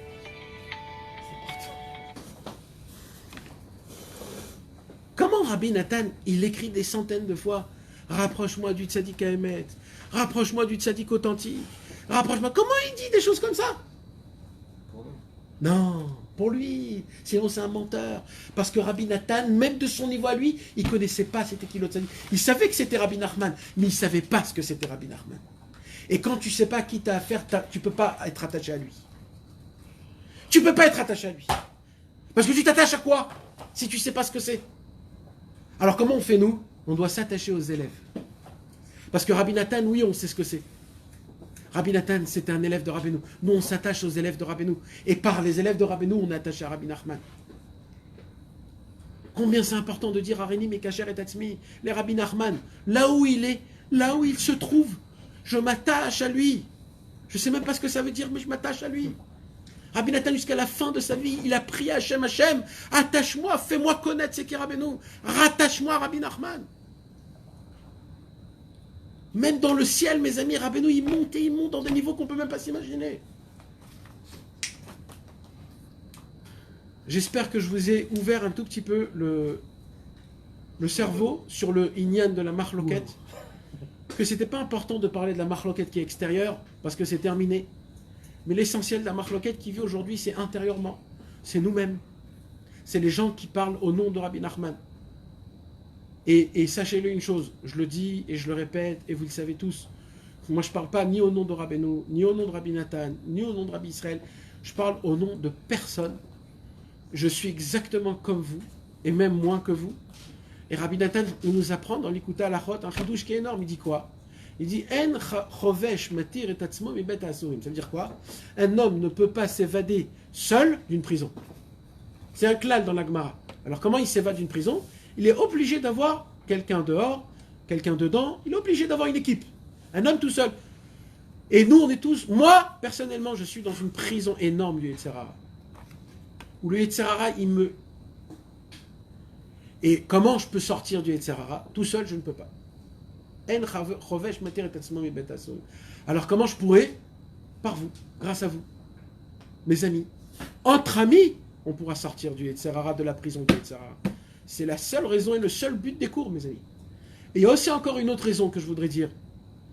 C'est quoi? C'est que malheureusement, comme il y a beaucoup de gens qui parlent au nom de Rabbeinu et qui font énormément de nezek, de dégâts.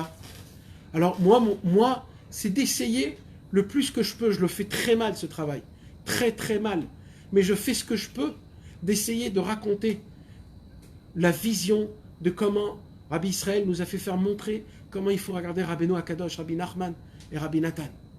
Que jusqu'à aujourd'hui, c'est eux les patrons. Si on s'attache à eux, ils travaillent avec nous. Et tout se fait comme il faut, Bezrat Hashem. Et je demande pardon à Hachem Itbarach, à Rabbeinu et à Rabbi Israël.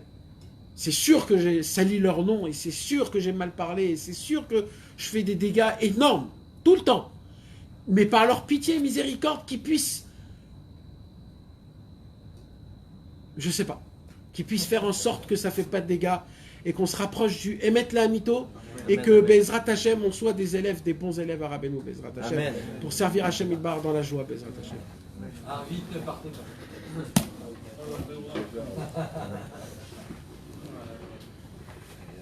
C'est fini le ricou là? Non, pas du tout. Non, c'est quoi la chanson là? Maintenant que tu nous as plombé là, c'est quoi la chanson? En gros, c'est simple. En gros, la leçon, c'est faut pas raconter de bêtises.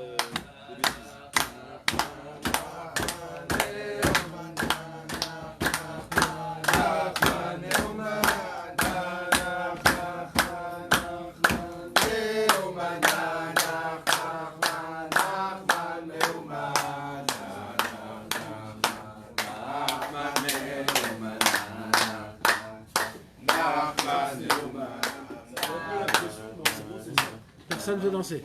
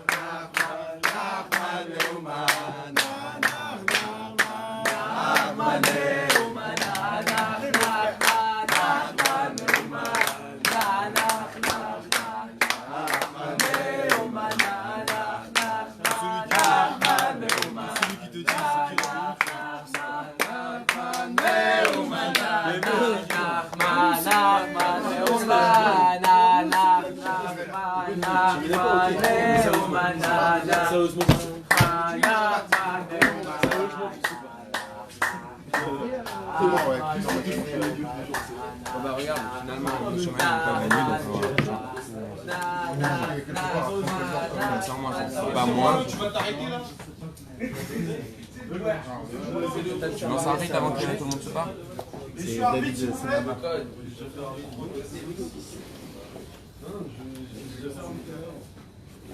C'est ça qu'il faut répondre. C'est qui Rabbi Nachman? Ok, je vais mettre la mytho, c'est qui là? Béhémet, je sais pas. Béhémet, je sais. Personne ne sait.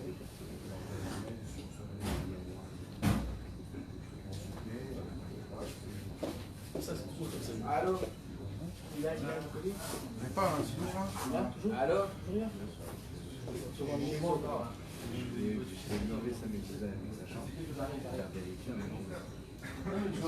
Non, pas que j'arrive là.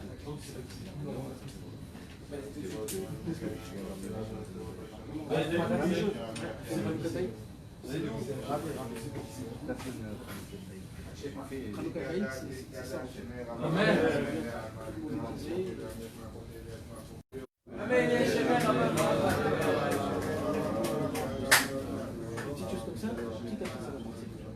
Et des fois, des bêtises. Amen. Des fois, c'est son imagination. Des fois, c'est des... Non, ça chute. Non, je veux dire pour que... Parce qu'aujourd'hui, il y a des dessins animés, il y a des jeux vidéo. Des fois, c'est ça. Des fois, non. Mais c'est ça, je peux ici. J'ai eu plein de problèmes comme ça. Je sais de quoi je parle. Comme avant. Aujourd'hui, avec tout ça qui vient, ça excite les imaginations. Des fois, c'est rien du tout de flag. Et si tu vas faire ces petites choses-là, peut-être après, vous allez faire ces choses-là, ça va te... D'accord? Mais il faut faire. Il faut avoir le calme, il faut faire des choses.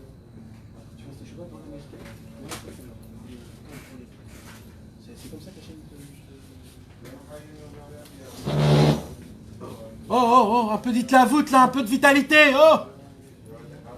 Baruch atah Adonai Eloheinu melech haolam. Asher bidvarim arim aravinecha. Oh, il me chanel qui me râle fait ça.